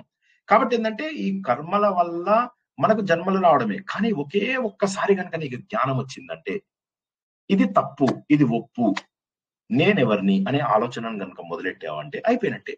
సరైనటువంటి ఆరోగ్యమైనటువంటి జీవితం కావాలి అంటే సరైనటువంటి భోజనం నువ్వు స్వీకరించాలి. కాబట్టి ఏమవుతుందంటే మెల్లమెల్లగా యమ నియమాలు సరిగా ఆచరించాలి. ప్రతి ఒక్కడికి కూడా నేను 2వ స్కందంలో మనం తెలుసుకున్నాం కదా, ఆ యమ నియమాలు తప్పక కావాలి. ఎవరికైనా కావాలంటే మళ్ళీ ఒకసారి చెప్తా. But for the time being యమ నియమాలు అందరికీ తెలుసనే ఆశిస్తున్నా. తెలియని వాళ్ళు అడగండి. చెప్పండి సార్, నియమాలు చెప్పండి. యమము అంటే మనము యమ నియమాలు అంటే డూ అండ్ డోంట్, చెయ్యవలసినవి చెయ్యకూడనివి అనేటటువంటివి అన్నమాట. ఏం చెయ్యాలి ఏం చెయ్యకూడదు అనేటటువంటి ఒక 10 ఉన్నాయి అన్నమాట. అందులోపల అపరిగ్రహం, దొంగతనం చేయకుండా ఉండడం, అసత్యం చెప్పకూడదు ఎప్పుడు కూడా, బ్రహ్మచర్యం అంటే ఎప్పుడు కూడా బ్రహ్మ నడిచిన మార్గంలోనే వెళ్తూ మన ఇంద్రియాలను నిగ్రహం చేసుకోవడాన్ని బ్రహ్మచర్యము అంటారు. అదే విధంగా అహింస, దేనిని హింస పెట్టకుండా ఉండడము. తర్వాత అస్థేయము అంటే వస్తువులను కూడబెట్టుకోకుండా ఉండడము, వేరే వాళ్ళ దగ్గర గిఫ్ట్లు అవి ఇవి స్వీకరించకుండా ఉండడము, వేరే వాళ్ళ వస్తువులని అనుభవించకుండా ఉండడము.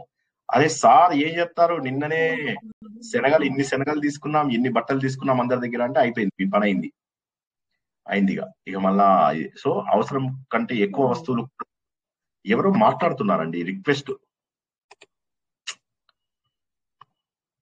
విజయ్ గారు అన్మ్యూట్ చేసుకోవాలి. విజయ గారు సార్ తీసుకున్న రిటర్న్ ఏదో ఒకటి వాళ్ళకి ఒక గిఫ్ట్ లాగా రిటర్న్ ఇచ్చేస్తున్నాను సార్. అయితే సరేనండి, నేను జోక్ గా అంటాను, నాకు టైం పాస్ కాక అంటాను, మీరు అన్ని సీరియస్ తీసుకుంటే చాలా భయం వేస్తుంది సార్, మీరు జోక్ గా అన్నా కూడా భయం వేస్తుంది. అంటే పుస్తకాలలో ఉన్నది నేను శాస్త్రోక్తంగా ఉన్నవి మాత్రం చెబుతున్నాను. అది ఎంతవరకు మనం పిలిచినప్పుడు వెళ్ళకపోతే వీళ్ళకి అహంకారం అలా అనుకుంటారు కదా సార్. వేరే వాళ్ళు ఏమనుకుంటారో మనం ఆలోచించకూడదు, వేరే వాళ్ళ గురించి ఆలోచించకూడదు. మన గ్రంథాలలో వాటిల్లో తెలుసుకున్నదల్లా కూడా మన జీవితం మనదే.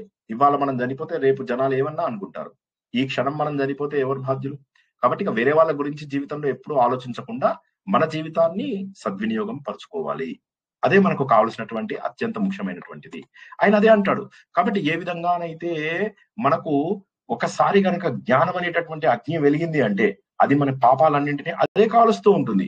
ఇప్పుడు ఉదాహరణకు ఒక అడవి ఉంది, అడవి లోపల ఏదో సడన్ గా ఒక అగ్గిపుల్లి ఎక్కడో ఏవో 2 రాసుకున్నాయి కర్రలు, అగ్గి వచ్చింది, అది మొత్తం అగ్నిని అరణ్యాన్ని మొత్తం కాల్చేస్తుందా లేదా? అదే విధంగా జనన వలయ చక్రంలో తిరగవలసినటువంటి అవసరం లేదు. నిజంగా ఒక్కసారి ఆలోచించినటువంటి వ్యక్తికి జీవితంలో తప్పు చేయడు. ఎన్ని అద్భుతమైన విషయాలు ఉన్నాయో చూడండి. నియమాలలో ఏమొచ్చే మనం ఇందాక యమ నియమాలు అడిగారు కదా, యమం చెప్పుకున్నాం. నియమాలలో ఏంటి? స్వాధ్యాయం, ఎప్పుడు చదువుతూ ఉండాలి, ఎప్పుడు కూడా ప్రవచనాలు వింటూ ఉండాలి. నావని కాదు, ఎవరైనా మళ్ళీ ఇదొక గోల. నా వీడియోలు లైక్ చేయమని నేను చెప్పలేదు, వీడియోలు షేర్ చేయమని చెప్పను. మీరు రిఫర్ చేసుకోవడానికి మాత్రమే 1.5x లో పెట్టుకోండి, లేదా డౌన్లోడ్ చేసుకొని ఆడియో వర్షన్ వినండి. ఆ వీడియోకి ఎవరు సబ్స్క్రైబ్లు షేర్లు నాకు ఏం అవసరం లేదు. లైక్లు సబ్స్క్రైబ్లు షేర్లు నేనేటిని ఆశించను. ఓకే, ఏమంటున్నానంటే ప్రవచనాలు వినాలి అంటే ఉద్దేశం ఏంటంటే వింటే మీకు ఆ రూట్ లో పడతారని అంతే. సో అయితే ఏమవుతుందంటే కాబట్టి స్వాధ్యాయం, తర్వాత శుచి, ఎప్పుడు కూడా శుభ్రంగా ఉండడం, బాహ్యము అభ్యంతరము కూడా, బయట లోపల కూడా శుభ్రంగా ఉండడం, పరిశుద్ధిగా ఉండడం, మనస్సులో ఉన్న చెత్తని తీసి బయట పారేయడాలి, అలా చేయడము, అది ఇవన్నీ కూడా నియమంలో వస్తాయి. స్వాధ్యాయం, సంతోషం, ఏది జరిగినా కూడా ఆనందంగానే ఉండాలి. ఇది భగవంతుడు చేసినటువంటిది, నా పాపం యొక్క కర్మలకు అనుగుణంగా చేశాడు కాబట్టి నేను ఇంకా ఆలోచించకూడదు, పాల ముంచినా నీట ముంచినా కూడా భగవంతుడే అని చెప్పి ఆలోచించేది. అది ఇంకేముంది ఇందు లోపల? తపస్సు అంటే తపించాలి, భగవంతుడి గురించి తపించాలి, నా ఆత్మతత్వం గురించి తపించాలి. ఇంకేం మిగిలిందండి ఇందు లోపల? ఈశ్వర ప్రణిధానం సార్. ఈశ్వర ప్రణిధానం, చివరగా భగవంతుడికి నేను అంకితం అయిపోవాలి. సో వీటిని యమ నియమాలు అంటారు. కాబట్టి ఓ మహారాజా, ఇవన్నీ పరీక్షిత్ మహారాజుకి ఎవరు చెబుతున్నారు? శుకబ్రహ్మ చెప్తున్నాడు. ఈ కథను ఎవరు చెప్తున్నారు? సూత మహాముని శౌనకాది మునులకు చెప్తున్నాడు.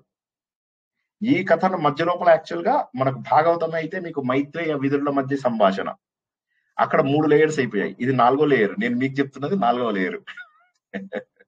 మొత్తం 4 లేయర్స్ లో జరుగుతుంది. శ్రీనివాసు స్టూడెంట్ కి అక్కడ సూత మహాముని శౌనకాది మునులకు చెప్తున్నాడు. అంతకు ముందు విదురుడు మైత్రేయి విదురుడికి చెప్తున్నాడు. అంతకుముందు లోపల పరీక్షిత్ మహారాజుకి శుకబ్రహ్మ చెబుతున్నాడు. సో ఈ విధంగా 4 లేయర్స్ లో మనము నేర్చుకుంటున్నాం అత్యద్భుతమైనటువంటిది. కాబట్టి కర్మ చేస్తున్నంత వరకు పరీక్షిత్ మహారాజా దాని యొక్క ఫలితాన్ని అనుభవించక తప్పదు. కానీ కర్మ చేయకుండా ఉండగలమా? ఉండలేము. కాబట్టి కర్మ చేస్తూ ఆ ఫలితం మనకు అంటకుండా చూసుకోవాలి. ఉదాహరణకు ఒక పాము ఉంది. ఆ పాము పాములు ఆడించేటటువంటి వృత్తి నాది. పామును ఆడించాలి, ఆడించకపోతేనేమో నేను కుటుంబ పోషణ చేయలేను, కానీ ఆడిస్తేనేమో అది వచ్చి నన్ను కాటేస్తుంది. కాబట్టి ఏం చేయాలి నేను అంటే పామును ఆడించాలి, అది నన్ను కాటేయకుండా జాగ్రత్త పడాలి, అంటే ఆ కోరలను పీకేయాలి. అదే విధంగా నేను కూడా నా జీవితంలో కోరిక అనేటటువంటి దాన్ని తీస్తే, అంటే కర్మ ఫలితాన్ని ఆశించకుండా, కర్మ పైన కాంక్ష లేకుండా, కామ్య కర్మలు చేయకుండా, కర్మ ఫలితాలను ఆశించకుండా ఉన్నట్లయితే నేను చాలా అద్భుతమైనటువంటి స్థితికి చేరుకునేటటువంటి అవకాశం ఉంది.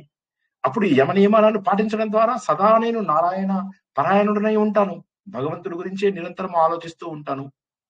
కాబట్టి ఏమవుతుంది, శరీరం కూడా ఆరోగ్యంగా ఉంటుంది. ఎప్పుడైతే బయట విషయాలు పట్టించుకోమో అప్పుడు మన శరీరం కూడా ఆరోగ్యంగా ఉంటుంది. అప్పుడే మన మనసు కూడా ఆరోగ్యంగా ఉంటుంది.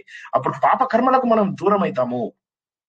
కాబట్టి మనం ఏంటంటే ఇంద్రియ నిగ్రహం అనేటటువంటి బ్రహ్మచర్య దీక్షని ప్రారంభించి భగవంతుడి కోసం తపస్సు చేసి ఇంద్రియాలన్నింటినీ ముఖ్యంగా మనస్సుని స్వాధీనంలోకి తెచ్చుకున్నట్లయితే పరీక్షిత్ మహారాజా ఇక బాధపడాల్సినటువంటి అవసరం లేదు. మన ద్వారా ఈ ప్రపంచంలో ఉన్నటువంటి ప్రాణకోటికి ఎటువంటి బాధ పెట్టకుండా పంచమహాయజ్ఞాలు చేయాలి అని చెప్పి తెలుసుకున్నాం కర్మలో. అవి మాత్రం చెయ్యాలి. చేస్తూ అలా ఉన్నట్టయితే హరినామం చదిస్తే చాలు. ఇలా పవిత్రంగా ఉండి మధ్యలో నువ్వు దారి తప్పినా సరే భగవంతుడి నామం మళ్ళీ నిన్ను సరైన దారిలో పెడుతుంది. అంటే ఎక్స్క్యూజ్ మీ, ఏమన్నా కథలు చెప్తారా మీరు? ఇదంతా ఓకే, చెప్తున్నా చాలా బోరింగ్ ఉంది. ఎవరన్నారు ఈ మాట? ఎవరన్నారండి ఈ మాట?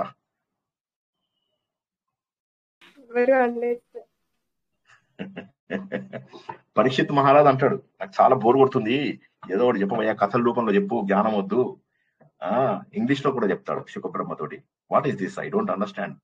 మీరు చెప్తున్నది ఏం అర్థమైతలేదు నాకు, కథల రూపంలో చెప్పండి. ఇటువంటి కథలు ఏమన్నా జరిగాయా ఇంతకు ముందు? అలా నిజంగా కూడా భగవంతుడి పేరు తలుచుకున్న వాళ్ళు ఎవరైనా, భగవంతుడిలో కలిసిపోయినటువంటి వాళ్ళు ఎవరైనా ఉన్నారా? ఉన్నారు. అజామీలుడు అనేటటువంటి ఒక బ్రాహ్మణుడు ఉన్నాడు. ఆయన మహానుభావుడు. చిన్నప్పటి నుంచి కూడా అనేక గొప్ప పనులు చేసి శాస్త్రోక్తమైనటువంటి ధర్మాలను చక్కగా నిర్వర్తిస్తూ సరైనటువంటి వివాహం చేసుకుని పిల్లలందరికీ కూడా చక్కటి పేర్లు పెట్టుకుని భగవంతుడి పేర్లు పెట్టుకుని చాలా ఆనందకరమైనటువంటి జీవితంలో ఉంటాడు. అలా సంతోషంగా ఉన్నటువంటి అజామీలుడు దురదృష్టవశాత్తు వ్యసనాలకు గురవుతాడు. ఆ వ్యసనాల ద్వారా ఒక ఆటవిక వృత్తిలో ఉన్నటువంటి ఒక అమ్మాయిని చూసి ఇష్టపడము, తద్వారా తన సంపదను, తన జీవితాన్ని మొత్తం కూడా తనకే త్యాగం చేయడము, ఇవన్నీ కూడా జరుగుతుంది. కట్టుకున్నటువంటి భార్యను గాలికి వదిలేస్తాడు. వేశ్యాగృహంలోనే తన సంసారం అంతా కూడా నడిపిస్తూ ఉంటాడు. ఇలాగ పిల్లలందరినీ అక్కడ కూడా కంటూ ఉంటాడు. కానీ యవ్వనం ఎప్పుడూ శాశ్వతం కాదు. ముసలితనం అనేటటువంటిది మనం కళ్ళు మూసుకొని తెరిచే లోపల ముసలితనం వస్తుంది. అదే విధంగా అజామీలుడు కూడా ముసలితనం వచ్చింది. శరీరంలో ఒక్కొక్క అవయవం పడిపోవడం మొదలైంది. శరీరంలో అన్ని భాగాలు కూడా పనిచేయకుండా అయిపోయాయి. కళ్ళు సరిగా కనిపించడం లేదు, చెవులు సరిగా వినిపించడం లేదు, మాట సరిగా రావడం లేదు. ఇలా చాలా బాధపడుతున్నాడు. చూపు మందగించింది, జుట్టంతా కూడా ముగ్గు బుట్టలాగా తెల్లగా అయింది. సార్ మీరు అట్లా చెప్పకండి సార్, మేము నల్లగా చేసుకోంటాం, మాకు తెలిసి ఎట్లా చేసుకోవాలను అని చెప్పి పరీక్షిత్ మహారాజు ఎవరికి చెప్పారండి? పరీక్షిత్ మహారాజు జుట్టు నల్లగా అంటే తెల్లగా అంటే నల్లగా చేసుకోవచ్చని శుకబ్రహ్మ శాఖ చేస్తూ అట్లా నల్ల కూడా చేసుకోవచ్చా అంటే చేసుకోవచ్చు, తెల్లగా ఉంది, మీ జుట్టు కూడా తెల్లగా ఉంది, మా దాంట్లో ఉన్నాయి నల్లగా వేసేటోళ్ళు ఉన్నారు, బార్బర్లు ఉన్నారు, నల్లగా చేస్తారు తెల్ల జుట్టు. సరే ఈయనకి మెల్లమెల్లగా ఇదైంది, మంచం మీదే పడిపోయి ఉంటాడు. పాపం పడిపోయి మంచం మీద పడుకొని మూలుగుతూ ఉంటాడు, బాధలు అనుభవిస్తూ ఉంటాడు. రోగాలన్నీ కూడా చేరుకుంటాయి. ఎవరు కూడా పట్టించుకోరు, భార్య పిల్లలు కూడా పట్టించుకోరు. చివరికి ఇతను అందరి పిల్లల లోపల నారాయణుడు అని ఒక పిల్లాడు ఉంటాడు. అతను కూడా పట్టించుకోడు. అతను అంటే ఇతనికి ఇష్టం. పిల్లలు పట్టించుకోకపోయినా తల్లిదండ్రులకు పిల్లల మీద ప్రేమ ఉంటుంది కదా. సో ఆ ప్రేమ ప్రకారం ఇతడు అతన్ని ఎప్పుడు జ్ఞాపకం చేసుకుంటూ ఉంటాడు. రే నారాయణ నారాయణ నారాయణ అని చెప్పేసి పిలుస్తూ ఉంటాడు అన్నమాట. సో ఈ విధంగా మొత్తం మీద ఏమైతేనేంటి పాపాత్ముడై ఉంటాడు. సరే చివరికి ఎవరు పట్టించుకోకుండా అట్లా ఘోరాతి ఘోరమైనటువంటి పరిస్థితుల లోపల ప్రాణాలు వదిలేయవలసినటువంటి అవసరం వస్తుంది. అలా ప్రాణాలు వదిలేసినటువంటి కారణంగా అప్పుడు యమకింకర్లు అతనికి వచ్చి నరకానికి తీసుకెళ్దామని సిద్ధమవుతారు. సరే అప్పుడు వాళ్ళు యమకింకర్లు వచ్చేసి ఇది చేస్తారు. ఇతను చూసేసరికి కనిపిస్తారు, భయంకరమైనటువంటి యమదూతలు కనిపిస్తారు. కనిపించగానే కొడుకుని పిలుస్తాడు. ఏదో కొడుకు వచ్చి సహాయం చేస్తాడు కానీ ఎవ్వరు సహాయం చేయడు ప్రపంచంలో. అది బ్రహ్మ అంతే. నారాయణ నారాయణ నారాయణ నారాయణ అంటాడు. నల్లగా భయంకరమైనటువంటి, అత్యంత భయంకరమైనటువంటి యమదూతలు. భయంకరమైనటువంటి ఆ బాధ తట్టుకోలేక పిల్లాన్ని పిలుస్తాడు, చనిపోతాడు. చనిపోయిన తర్వాత యమదూతలు గుంజుకొని వెళ్దామని గుంజుతుంటే ఏ బలంగా ఉన్నాడని చూస్తే వాళ్ళు ఇలా ముందు ఒక చేత్తో లాగుతారు, ఒక గోరుతో లాగుతారు, రాడు. చేత్తో లాగుతారు, రాడు. ఏంద్రా అని చెప్పి 2-3 వస్తారు కదా, ఒకరి తర్వాత ఒకరు లాగుతారు, కుదరదు. 3 కలిసి లాగుతారు. అరే ఏదో ప్రాబ్లం ఉన్నది, రాయుడు మంచంకి కానీ అటకాయించిండు, అజర చూద్దాం అని చెప్పేసి కొద్దిగా ట్రై చేస్తారు. అలా కూడా కాదు, ఏమైంది అని చూస్తే అక్కడ విష్ణు దూతలు అటువైపు నుంచి లాగుతుంటారు అన్నమాట. ఆశ్చర్యపోతారు. వీళ్ళు అడుగుతారు, ఎవరు మీరు అంటే మేము విష్ణుదూతలము అంటారు. విష్ణుదూతలు అంటే అప్పుడు యమదూతలు అంటారు, సార్ కొద్దిగా కన్ఫ్యూజన్ అయింది మీకు మాకు, మా డిపార్ట్మెంట్ వేరు, మీ డిపార్ట్మెంట్ వేరు. మీరు పుణ్యాత్ములని కాపాడేటటువంటి స్టేజ్, మీరు వేరే దగ్గరికి వెళ్ళాలి. ఇతడు జీవితం అంతా కూడా పాపం చేసినటువంటి వ్యక్తి. భార్య పిల్లల్ని వదిలేశాడు, ఉన్న డబ్బును వదిలేశాడు. అంటే వాళ్ళు యమదూతలు చెప్తున్న మాటలన్నీ విని వాళ్ళు నవ్వుతారు. మాకు కూడా తెలుసు మా డ్యూటీస్. కాకపోతే ఈయన విషయం లోపల నీకు తెలియనిది ఏంటంటే, ఈయన తన జీవితంలో చాలా భాగాన్ని, గొప్ప భాగం అంతా కూడా భగవంతుడి యొక్క ధ్యానంలో గడిపాడు. తర్వాత తెలుసో తెలియకో తన పిల్లలకు భగవంతుడు పేరు పెట్టుకోవడము, అందులోపల అన్నిటికంటే గొప్పదైనటువంటి నారాయణ పేరు పెట్టుకోవడం అనేటటువంటిది మామూలు విషయం కాదు. కాబట్టి అతన్ని మనము మీరు తీసుకెళ్లడానికి వీల్లేదు. ఎందుకంటే ఇతను మరణం సమయం లోపల కూడా నారాయణ నారాయణ అని పిలిచాడు. అంటే నారాయణ నారాయణ అని పిలిచాడు అంటే తన కొడుకును పిలుచుకున్నాడు, విష్ణుమూర్తిని ఎక్కడ పిలిచాడు అని ఆయన అంటున్నాడు. కాదు, ఆ నారాయణాన్ని పెట్టుకోవడానికి సంస్కారం ఎవరిచ్చారు? పిల్లలందరికీ కూడా విష్ణుమూర్తి పేర్లే పెట్టాడు అంటే ఆయన విష్ణుమూర్తికి ఎంత భక్తుడైతే పేరు పెట్టుంటాడు. అతను నారాయణ భక్తుడు, మధ్య లోపల దారి తప్పాడు. దారి తప్పడం వల్లనే చివరి క్షణంలో అయినా నారాయణ అనేటటువంటి అవకాశం వచ్చింది. చాలా మందికి ఆ అవకాశం కూడా రాదు. చనిపోయినప్పుడు ఏదైతే తలుచుకుంటారో అదే వారు తర్వాత జన్మలో వస్తుంది అని చెప్పి మనం భగవద్గీతలో కూడా తెలుసుకున్నాం. అదే మాట ఇక్కడ కథ రూపంలో తెలుసుకుంటున్నాం. సో అంత్యకాలేచం మామేవ అని ఉంది కదా, సో అది. కాబట్టి అలాగా మనం ఆ చివరి క్షణంలో ఏది తలుచుకుంటే అదే అవుతాం. అందుకే జడభర్తుడు అక్కడ జింకగా జన్మించడం జరిగింది. అదే విధంగా ఇక్కడ ఈయన నారాయణ నారాయణ అని చెప్పేసి నారాయణ స్వరూపుడు అయిపోయాడు అనగానే వాళ్ళు కొద్దిసేపు ఆశ్చర్యపోతారు. కానీ వీళ్ళ లాజిక్ నచ్చుతుంది. ఏమనుకోకండి, క్షమించండి అని చెప్పేసి మెల్లగా వాళ్ళు దండం పెట్టేసి వెళ్ళిపోతారు. వెళ్ళిపోయినప్పుడు వాళ్ళు వెళ్ళి యమధర్మరాజుకు చెప్తారు. అప్పుడు యమధర్మరాజు అంటాడు అన్నమాట, ఇది కరెక్టే, మీరు వారు చెప్పినది పూర్తిగా నిజము. ఎందుకంటే ఇతను వయసు వచ్చేదాకా మహానుభావులాగా ఉన్నాడు, ధర్మబుద్ధితోటి వేదాలు అర్థం చేసుకున్నాడు. వేదాలను అర్థం చేసుకోవడం చాలా కష్టమైనటువంటి పని. అయినా కూడా వంశం మర్యాద వదలలేదు అతను ఇప్పుడు కూడా. మంచి బ్రహ్మచర్య దీక్షతోటి గురువు దగ్గర అన్ని నేర్చుకున్నాడు, అన్ని పాటించాడు. అంత మహానుభావుడు. యమధర్మరాజు చెప్తూ ఉంటాడు అనమాట. కాబట్టి అతను మహానుభావుడు. కాకపోతే తర్వాత అతను చేసినటువంటి తప్పు, ఆ తప్పులకు మనం ఏం చేయగలం? అతను అనుకోకుండా ఒక ప్రదేశానికి వెళ్ళడం జరుగుతుంది. అక్కడ పుష్పాలు పోస్తున్నటువంటి ఒక అమ్మాయిని చూడటము, ఆ అమ్మాయి పైన మనసు పారేసుకోవడము, ఆ వసంత ఋతువు, ఆ ఋతువు యొక్క ప్రాబ్లం కూడా ఉంది. సో ఈ విధంగా ఆమె తాగుతున్నటువంటి మద్యాన్ని వీడు కూడా సేవిస్తాడు. సేవించిన తర్వాత తన యొక్క స్పృహని పూర్తిగా కోల్పోవడం అనేటటువంటిది జరుగుతుంది. ఆ విధంగా తన ఇంద్రియాలను చాలా వరకు నిగ్రహించుకున్నప్పటికీ కూడా తన యవ్వన దీని వల్ల తనకు ఓడిపోయినటువంటిది జరుగుతుంది. తనకు వచ్చినటువంటి ఉద్రేకము అటువంటిది సాధారణమైనటువంటిది కాదు. దాన్ని తట్టుకోగలగలేకున్నటువంటి పరిస్థితి ఏదైతే ఉందో ఆ ఒక్క తప్పే మిగతా తప్పులన్నీ చేయించింది అని యమధర్మరాజు చెప్తాడనమాట. కాబట్టి ఇంకా వదిలేసేయండి. ఇప్పటి నుంచి విష్ణుమూర్తి భక్తులను, ఇంకా మీరు ఈ రోజు నుంచి నారాయణ ఆయన అంటారు, అది నాకు తెలుసు, అట్లా కాదు. విష్ణుమూర్తి యొక్క భక్తులని ఇంకేమీ ముట్టుకోకండి. ఎందుకంటే నిజమే, అతడు పుణ్యాత్ముడే, ఖచ్చితంగా అతడు పుణ్యాత్ముడే. అతడు నామం జపించడానికి కారణం ఏంటంటే అతనిలో ఉన్నటువంటి మహోన్నతమైనటువంటి సంస్కారం. అతను చేసినటువంటిది తప్పే. అతను కూడా డైరెక్ట్ గా విష్ణులోకానికి వెళ్ళిపోయి విష్ణువు లోపల కలిసిపోడు అనగానే సరే విష్ణులోకంలో అజామీలుడికి ఎంట్రెన్స్ వస్తుంది. ఎంట్రెన్స్ వచ్చిన తర్వాత అప్పటికి తను ప్యూర్ అయిపోతాడు కానీ విష్ణువులో కలవడానికి ఇంకా అర్హత ఉండదు. సామీప్యము, సాలోక్యము, సామీప్యము, సారూప్యము, సాయుధ్యము, 4 స్టెప్స్ ఉంటాయి. వాళ్ళ లోకంలో ప్రవేశించాడు అంతే. ఇంకా భగవంతుడికి దగ్గరగా వెళ్లే అవకాశం లేదు. అప్పుడు తను చదువుకున్నటువంటి విద్యలన్నీ విష్ణు లోకంలో కూర్చుని, ఆ లోకంలో కూర్చుని వాటిని అధ్యయనం చేయడం మొదలెడతాడు. తనలో ఉన్నటువంటి చెడు అంతా కూడా పోగొట్టుకుంటాడు. మెల్లమెల్లగా సాధన ద్వారా సాలోక్యంలోంచి సామీప్యం, భగవంతుడి దగ్గరగా వెళ్తాడు. సామీప్యం నుంచి సారూప్యము, జయ విజయ లాంటి రూపాన్ని సంపాదించుకుంటాడు. ఇంకా సాధన చేస్తూ తీవ్రంగా ఎంతో కష్టపడతాడు. ఎందుకంటే భగవంతుడిని చేరడానికి తను చేసినటువంటి తప్పు ఏదైతే ఉందో అది మాటికి అడ్డు వస్తుంది. వాటన్నింటినీ కూడా వదులుచుకున్న తర్వాత భగవంతుడి లోపల ఐక్యమైపోయాడు. ఆ విధంగా ఒక మహోన్నతమైనటువంటి జీవితాన్ని ఆయన గడిపాడు. ఆ విధంగా భగవంతుడి లోపల కలిసిపోయాడు. జీవితం అంతా ఎలా ఉన్నప్పటికీ కూడా అతడు చివరి లోపల జీవితంలో ఆ చివరి లోపల భగవంతుని తలుచుకోవడం వల్ల అతడు మహానుభావుడుగా అయిపోయాడు. అనగానే పరీక్షిత్ మహారాజ్ చాలా శ్రద్ధగా ఉంటాడు. నిజంగా ఇంత ఇదిగా జరిగిందా? ఎస్, అలాగే జరిగింది. ఎందుకంటే కారణం ఏంటంటే ఆయనకు పూర్వ వైభవం ఉంది. మధ్యలో ఒక చిన్న తప్పు చేశాడు, కానీ డైరెక్ట్ గా దేవుళ్ళలో కలిసిపోలేదు. అక్కడికి కూడా వెళ్లి కొన్నాళ్ళు సాధన చేయవలసి వచ్చింది. కానీ ఆ సాధనని భూమి మీద చేసి ఉంటే ఆయన డైరెక్ట్ గా భగవంతుడి లోపల కలిసిపోయేవాడు అని చెప్పగానే ఇవన్నీ విని పరీక్షిత్ మహారాజు చాలా కళ్ళ నుంచి నీళ్ళు వచ్చేస్తాయి అన్నమాట. వచ్చేసేసి చాలా సంతోషపడతాడు. సంతోషపడి చాలా అద్భుతమైనటువంటి కథ. ఇంకా ఇటువంటి కథలు ఏమన్నా ఉన్నాయా అంటే ఉన్నాయి. ఇవి ఇంకా ఈ కథలు చాలా దూరానికి తీసుకెళ్తాయి.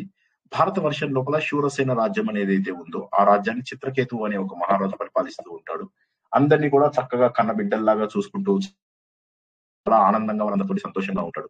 ఒకరోజు ఏమవుతుందంటే అంగీరసుడు వీళ్ళ రాజ్యానికి రావడం అంటూ జరుగుతుంది. ఆయనకి ఈయన బతిమలాడుకుంటాడు అన్నమాట. నాకు ఎట్టి పరిస్థితుల లోపల కూడా ఒక కుమారుడు కావాలి అని. ఆయన అంటాడు, కుమారుడు వస్తాడు, కానీ ఎందుకో చిన్న దోషం ఉన్నట్టుంది, ఎక్కువ వయస్సు ఉండేటట్టుగా లేదు అంటే, పర్వాలేదు ఏం పర్వాలేదు అంటే సరే అని చెప్పేసి అంగీరసుడు ఫలం ఇస్తాడనమాట. మహారాణి ఆ ఫలం స్వీకరించడము, గర్భవతి అవడము, తర్వాత ఒక మంచి కుమారుడిని కండము. ఆ కుమారుడు పుట్టిన తర్వాత ఈయన చేయవలసినటువంటి దానాలు ఇవన్నీ కూడా చేస్తాడు. కానీ మనసులో ఈయన చెప్పినటువంటి మాట ఉంది, ఏదో దోషము ఉన్నది అన్నట్టుగా. సరే అనుకున్నట్టుగానే రాజకుమారుడు చాలా చక్కగా పెరుగుతూ ఉంటాడు, చాలా అద్భుతంగా ఉంటాడు. సో ఇంకా ఈవిడ కూడా చాలా సంతోషంగా ఉంటుంది, అందరూ కూడా బాగుంటారు. అయితే దురదృష్టం ఏంటంటే వీళ్ళ రాజ్యంలో ఈయనకే ఇంకా వేరే భార్యలంతా కూడా ఉంటారు కదా. ఆ భార్యలందరికీ కూడా ఈమె అంటే అసూయ అన్నమాట, పట్టమహిషి అంటే. వాళ్ళు ఏం చేస్తారంటే మెల్లగా ఓ రోజు విషం ఇచ్చి చంపేస్తారు ఈ పిల్లాన్ని, మిగతా రాణులంతా కలిసి. ఇది తెలియగానే ఇంకా ఏం చేయాలి, ఇంకా ఏడవడం మొదలెడతాడు, ఘోరంగా ఏడుస్తాడు. అంగీరసుడిని పిలిపిస్తాడు, మీ నాన్నని పిలువు అంటాడు. అంగీరసుడు ఈ ఫాదర్ బ్రహ్మదేవుడు. ఏంటిది, ఏమన్నా కరెక్టా నువ్వు చేస్తున్నటువంటిది? ఇలాగ తండ్రి తర్వాత కొడుకు చనిపోవాలి, కానీ ముందే కొడుకుని చంపేయడం ఎంతవరకు కరెక్ట్? నీ సృష్టి లోపల ఏదో ప్రాబ్లం ఉంది అనగానే ఆయన అంటాడు, ఓ దేవుడా, మధ్య లోపల నీకు ఇది ఎక్కడ గోలా, మధ్యలో నన్ను ఎందుకు పిలిచావు? అంగీరసు ఉన్నాడు. ఆయన అంటాడు, నీకు చెప్పే కదా అప్పుడే ఏదో చిన్న ప్రాబ్లం ఉందయ్యా అని చెప్పాం కదంటే, ఇది చిన్న ప్రాబ్లం, ఇది చాలా పెద్ద ప్రాబ్లం, ఇది చాలా ఘోరమైనటువంటి ప్రాబ్లం. ఏడుస్తూ ఉంటాడు, నువ్వు తప్పు చేశావు, నువ్వు తప్పు. ఆయన అంటాడు, నేను తప్పు చేయలేదు ముర్రో, బతికిస్తాను కావాలంటే, ఇదంతా నువ్వు ఇలా చెయ్యకు, ఇది చింతించడం కాదు, ఇదంతా కూడా సహజము, ఇలా జరగడం అనేటటువంటిది వారి వారి ప్రారంధాల వల్ల జరుగుతుంది అంతే. అంటే లేదు, నా కొడుకు నాకు కావాల్సిందే అంటాడు. సరే బతికిస్తారు. బతికించగానే ఆ కొడుకు లేవగానే ఇంక అప్పుడు నారాయణ మంత్రం విని ఆ కొడుకు లేస్తారు. లేవగానే చాలా సంతోషపడిపోతుంది. దాదా అని చెప్పేసి ఆ పిల్లాడంటాడు, నేను ఎవరిని అంటాడు. అంటే నువ్వు ఈ రాజ్యానికి అధిపతివి, నా కుమారుడివి అంటే, నేను ఎవరికి కుమారుడిని? నాకు కొన్ని వేల జన్మలు జరిగిపోయాయి, కోట్ల జన్మలు జరిగిపోయాయి, మీరు ఏ జన్మలో తల్లిదండ్రులు ఒకసారి చెప్పగలరా? వీళ్ళు షాక్ అయిపోతారు. తెలియదు, ఇప్పుడు నువ్వు వేసుకున్న బట్టలు ఉన్నాయి కదా, ఆ బట్టలు అంటే ఈ శరీరం అని. ఇప్పటి అంటే లేదు, నాకు మీరెవరో గుర్తులేదు, నాకు ఎన్నో జన్మలు జరిగాయి కాబట్టి కన్ఫ్యూజన్ గా ఉంది, కాబట్టి మీరు నా మీద మీరు బంధం పెట్టుకోవడం అనేటటువంటి మీరు తప్పు. ఎవరు? అందరూ కూడా భగవంతుడి యొక్క పిల్లలమే, కాబట్టి ఆ భగవంతుడి గురించి ఆలోచిస్తూ మనం ఆయనను చేరాలి. అంతేగాని ఈ జన్మలలో వచ్చినటువంటి బంధాలను శాశ్వతమైనటువంటి బంధాలుగా భావించడం తప్పు. మీరు విచారించడం కూడా సహజం కాదు. ఈ విచారించడం ఆపండి, ఆపేసి ముందు నారాయణుడిని పూజ చెయ్యండి అని చెప్పేసి బోధించి ఆయన అదృశ్యమైపోతాడు. అదృశ్యమైపోగానే అప్పుడు చిత్రకేతువుకు అర్థమవుతుంది, అరే నేను చేసినటువంటిది చాలా తప్పు అని చెప్పేసి. అప్పుడిక వైఫ్ ని తీసుకొని కాళింది నది వెళ్తూ ఆ నది తీరం లోపల నారాయణ జపం చేస్తూ చేస్తూ చేస్తూ చూడు అలా మెల్లమెల్లగా ఆ భగవంతుడి యొక్క ధ్యానంతో మంచిగా విష్ణుమూర్తి యొక్క లోకానికి చేరతాడు. చేరగానే ఆయనకి విష్ణుమూర్తి యొక్క దర్శనం అవుతుంది. అక్కడ చాలా సంతోషంగా ఉంటాడు, భగవంతుని రూపాన్ని చూస్తాడు. చూసి చాలా సంతోషంగా ఉంటాడు అనమాట. ఉన్న తర్వాత ఏమవుతుంది, మరి ఇంత బాగున్నప్పటికీ కూడా, ఇంత బాగున్నటువంటి వంశం అయినప్పటికీ కూడా, మరి ఈయన జీవితం ఇంత బాగా ఉన్నప్పటికీ కూడాను తర్వాత ఏమవుతుందంటే, ఈయన అనుకోకుండా పార్వతీదేవి శాపానికి గురి కావాల్సి వస్తుంది. ఇదేమిటి, పార్వతీదేవికి శాపం రావాల్సినటువంటి, పార్వతీదేవి ఇతనికి శాపం పెట్టాల్సినటువంటి అవసరం ఏమొచ్చింది, ఎందువల్ల శాపం వచ్చింది అనగానే, ఇతను ఒకరోజు శివుడి దగ్గరికి వెళ్ళడం జరుగుతుంది. మామూలుగా అలా ఉంటుంది కదా, ఇక ఎంతసేపు విష్ణుమూర్తి దగ్గర ఉంటాడు, బోరు కొట్టి అలా శివుడి దగ్గరికి వెళ్తాడు కాసేపు. ఎలాగని అక్కడ శివుడు పార్వతి దగ్గర ఉంచుకుని తన ఒళ్ళో కూర్చోబెట్టుకుని జనాలందరితోని ఇది ఆయన, నువ్వు ఒక విరాగివి, నువ్వు భార్యతో నీ ఉండడం అనేటటువంటిది ఎంతవరకు సమంజసము అంటాడు. అప్పుడు పార్వతీదేవి శాపం పెడుతుంది. శాపం పెట్టి, నీకు చాలా అహంకారం ఉంది, నీ అహంకారానికి ప్రాయశ్చిత్తం నువ్వు అనుభవించక తప్పదు, నువ్వు ఒక రాక్షసుడు అయిపోతావు, గుర్తుంచుకో అని చెప్పి ఆయన అంటాడు. సరే, కానీ ఏది జరిగినప్పటికీ కూడా నాకు బెంగగా అనిపించడం లేదు, ఎందుకంటే నేను రాక్షసుడు అయితే అవ్వచ్చు, అవుతానేమో, కానీ నేను నారాయణ మంత్రాన్ని ఎప్పటికీ కూడా వదిలేటటువంటి వ్యక్తిని కాదు. కానీ ఆయనను ఆయన నారాయణ మంత్రాన్ని నేను మనసులో పెట్టుకుంటూ ఉంటాను. అందువల్ల నాకు ఏ జన్మ వచ్చినా సరే నేను మళ్ళీ పవిత్రుడని అయిపోతాను అంటాడు అనమాట. అతనే వృత్రాసురుడుగా జన్మించాడు. తర్వాత ఏం జరిగింది అనేటటువంటిది మళ్ళీ మనం వచ్చే వారం చూద్దాం. ఆత్మసుఖము వీడి నీ ఆట కొరకు పాత్ర పోషణ చేసి సూత్రధారి విశ్రమించదని పాదం ఆశ్రయించి పరమ కరుణాంతరంగా శ్రీ పాండురంగ. జై శ్రీకృష్ణ. సో ఈ విధంగా చిత్రకేతు కథని సగం తెలుసుకున్నాము. మిగతా కథని ఈ ఇంద్రుడి చేతి లోపల ఈ వృత్రాసురుడు ఎలా చనిపోయాడు, చివరికి మళ్ళీ విష్ణు భక్తుడు కాబట్టి మళ్ళీ విష్ణుదేవుల్లో కలిసిపోవడం గురించి తెలుసుకుంటాము. తర్వాత దేవదానవుల సంగ్రామం ఉంది, అందుకోసం అని చెప్పేసి నేను కథను అక్కడ ఆపడం మొదలైంది. ఎందుకంటే దేవదానవ సంగ్రామం దీంతో సంబంధం. వృత్రాసురుడు దేవతలని బాధ పెట్టడము, తర్వాత వారంతా కూడా వృత్రాసురుడికి భయపడము, తర్వాత వీళ్ళందరూ దదీచి దగ్గరికి వెళ్ళడము, దదీచి కుండు దగ్గర ఆయనని ప్రార్థించి ఆయన ఎముకల ద్వారా వజ్రాయుధం తయారవడము, వాటి ద్వారా వృత్రాసురుడు మరణించడము, చివరికి అతను విష్ణుమూర్తి లోపల కలిసిపోవడము జరుగుతుంది. ఇది కొనసాగిన తర్వాత మనకు దేవదానవుల సంగ్రామము కొనసాగడము, ఆ తర్వాత ఈయన విష్ణుమూర్తి వారికి అమృత సాగర మథనము జరపడము, ఇవన్నీ కూడా తర్వాత స్కందాల్లో మనము తెలుసుకుంటాం అన్నమాట. అందుకోసం అని చెప్పి ఈ పార్ట్ ని ఇక్కడ ఆపడం జరిగింది. జై శ్రీకృష్ణ. ఏమైనా ప్రశ్నలు ఉంటే సరే, లేకపోతే ఈ రోజు రాత్రి మళ్ళీ సంపూర్ణ మహాభారతం లోపల ధర్మరాజు యొక్క యాత్రలు, ఆ యాత్రల లోపల అగస్త్యుడి గురించి తెలుసుకున్నటువంటి కథ అది సగంలో తెలుసుకున్నాము. మిగతా కథని ఎలా తెలుసుకున్నాము, అగస్త్యుడు వీళ్ళ కథలతో పాటుగా ఇంకా ఇక్ష్వాకు వంశం లోపల కథలు, మాంధాత కథలు, సగరుడు, భగీరథుడి వృత్తాంతము, వీటన్నిటి గురించి తెలుసుకుంటాము.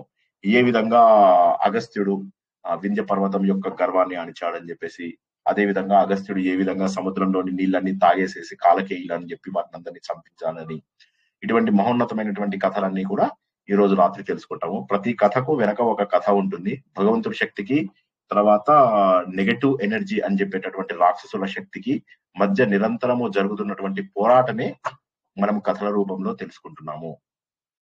అలాంటి మహోన్నతమైనటువంటి కథలు ఈ రోజు రాత్రి 9ంటికి సంపూర్ణ మహాభారతం లోపల తెలుసుకుంటాము.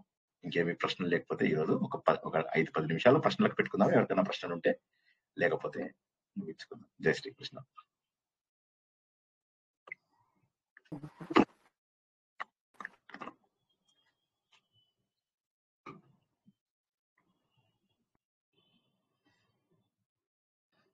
ఇక మనకు నారాయణీయంలో ఇప్పటి వరకు మీరు 25 దశకాలు పారాయణ రూపంలో నేర్చుకున్నారు. ఆ 25 దశకాలలో ఇక మనకు ప్రహ్లాద చరిత్ర ఒకటి మాత్రము మిగిలింది. సరే, మనం ప్రహ్లాద చరిత్ర చెప్పుకునే ముందే దేవదానవ పెట్టుకుందాము, ఎందుకంటే కొద్దిగా ఆ కథ ఈ కథ కలుస్తుంది కాబట్టి ఆ సీక్వెన్స్ ప్రకారం వెళ్దాము.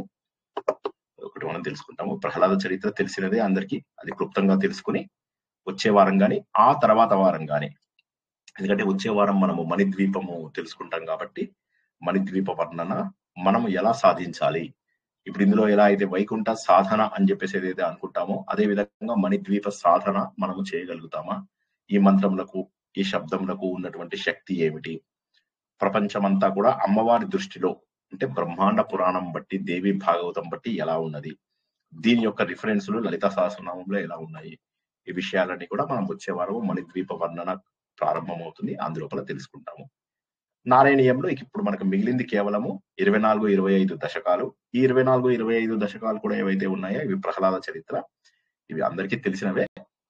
వీలైతే వచ్చే వారం ఏదో ఒక అరగంట సమయం లోపల కంప్లీట్ చేసుకుందాము, లేకపోతే తర్వాత వారం అంటే 2 వారాలు, ఈ వారం నుంచి 2 వారాల తర్వాత మళ్ళీ మనం ప్రహ్లాద చరిత్రని తెలుసుకుందాము. తర్వాత దేవదానవ సంగ్రామము అంతా కూడా ఒక సీక్వెన్స్ గా తెలుసుకుందాం. జై శ్రీకృష్ణ. హంసగుహ్యం చెప్తామన్నారు కదా సార్? ఏంటమ్మా? హంసగుహ్యం చెప్తామన్నారు కదా? హంసగుహ్యము ఆపుకున్నాము కొన్నాళ్ళు. హంసగుహ్యము నారాయణ కవచము కలిపి ఎప్పుడైనా తెలుసుకుందాము, ఎందుకంటే హంసగుహ్యం ఒక్కదానికి ఒక క్లాస్ మొత్తం అయిపోతుంది. సో అదే విధంగా నారాయణ కవచం కూడా అంతే. సో ఆ రెండు కలిపి ఎప్పుడైనా చెప్పుకుందాము. మన మెసేజ్ లో కూడా పెట్టాను, ప్రస్తుతానికి అవి మనం మిగుల్చుకుంటాము అని చెప్పేసి. మిగుల్చుకుని ఏదన్నా ఒక క్లాస్ లోపల చెప్పుకుందాము. అంటే అవి నారాయణీయంలో ఎలాగో లేవు, నారాయణీయంలో లేకపోయినప్పటికీ కూడా మనం వాటిని తెలుసుకుంటాం. వాటిని తెలుసుకుందాం, తప్పక తెలుసుకుందాము. దక్షుడు భగవంతుడిని రూపం లేకుండా పూజించేదాన్ని హంసగుహ్యము అంటారు. ఈ దేవదానవ సంగ్రామం లోపల మనకి ఏదైతే ఇంద్రుడికి శక్తి కావడం కోసం అని చెప్పి నారాయణ కవచాన్ని ఉపదేశిస్తాడు ఈయన వారి యొక్క గురువు. అందుకని చెప్పేసి ఆయన ఇచ్చినటువంటి ఆ విశ్వరూపుడి యొక్క ఆ ఏమంటారు, ఆ ఉపదేశం ప్రకారం నారాయణ కవచాన్ని రూపం అంటే అది రూపం ద్వారా తెలుసుకుంటాము. ఇక్కడేమో మనం రూపం లేకుండా, హంస గుహ్యము అంటే భగవంతుడిని రూపం లేకుండా ఎలా పూజించాలి, నారాయణ కవచం అంటే భగవంతుడి యొక్క అవతారాల ద్వారా మనం భగవంతుని ఎలా గుర్తించాలి. ఒకటి రూపం లేని పూజ, ఇంకోటి రూపాలతో పూజ. ఈ రెండు పూజలు ఎలా చేస్తారు అని చెప్పడమే హంస గుహ్యము, నారాయణ కవచం. మనం తెలుసుకుందాం ఒకరోజు. వీటిని అంత డీటెయిల్ గా కూడా మనకు చెప్పుకున్నాం చాలా సార్లు. చూద్దాం, వీలైతే తప్పక చెప్పుకుందాం. ప్రస్తుతానికైతే ఈ 2 వారాలు లేదు అంతవరకు.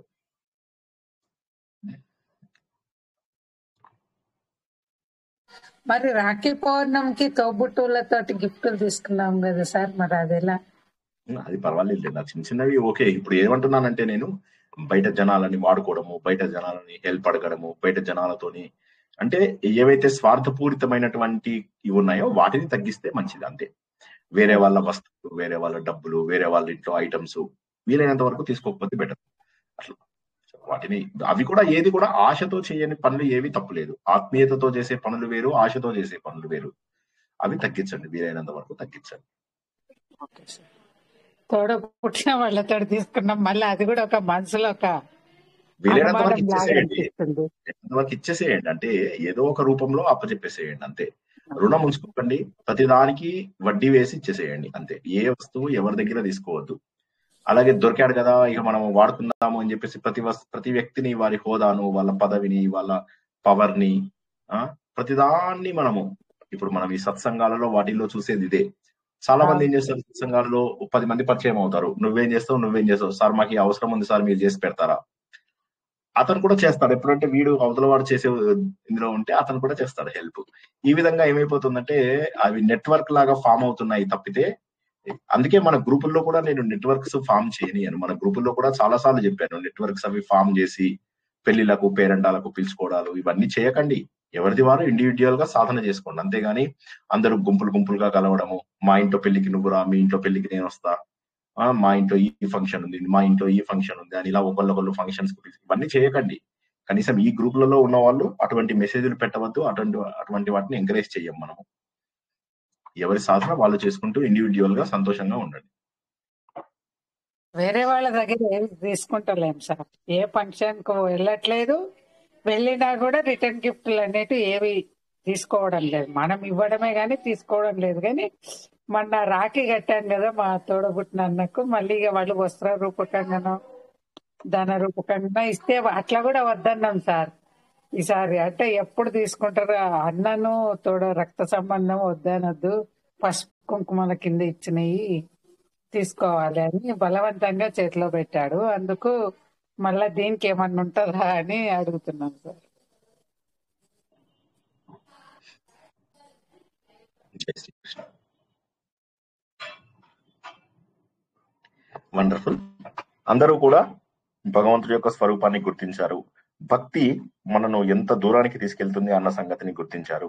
అన్ని అధ్యాయాల, అన్ని స్కందముల యొక్క పునశ్చరణ చక్కగా చేసుకున్నాము. కాబట్టి ఈ రోజు ప్రవచనాన్ని వీలైనన్ని సార్లు వింటూ మరింత సాధన చేస్తూ భగవంతుడికి దగ్గర అవ్వాలి. భక్తి మాత్రమే భగవంతుడికి దగ్గర చేస్తుందని, ఆ భక్తికి సరైనటువంటి ఆలోచన కలిసినట్లయితే అది డబుల్ బోనస్ గా మనకు ఉపయోగపడుతుందని, ఈ సత్యాన్ని అందరూ తెలుసుకుంటారని ఆశిస్తూ ఈ ప్రవచనాన్ని ఇక్కడికి ముగించుకుందాం. రాత్రి 9 గంటలకు ఈ రోజు రాత్రి 9 గంటలకు మళ్ళీ మనకు సంపూర్ణ మహాభారత ప్రవచనంలో కలుద్దాం. అందరికీ కూడా శుభం కలుగుగాక.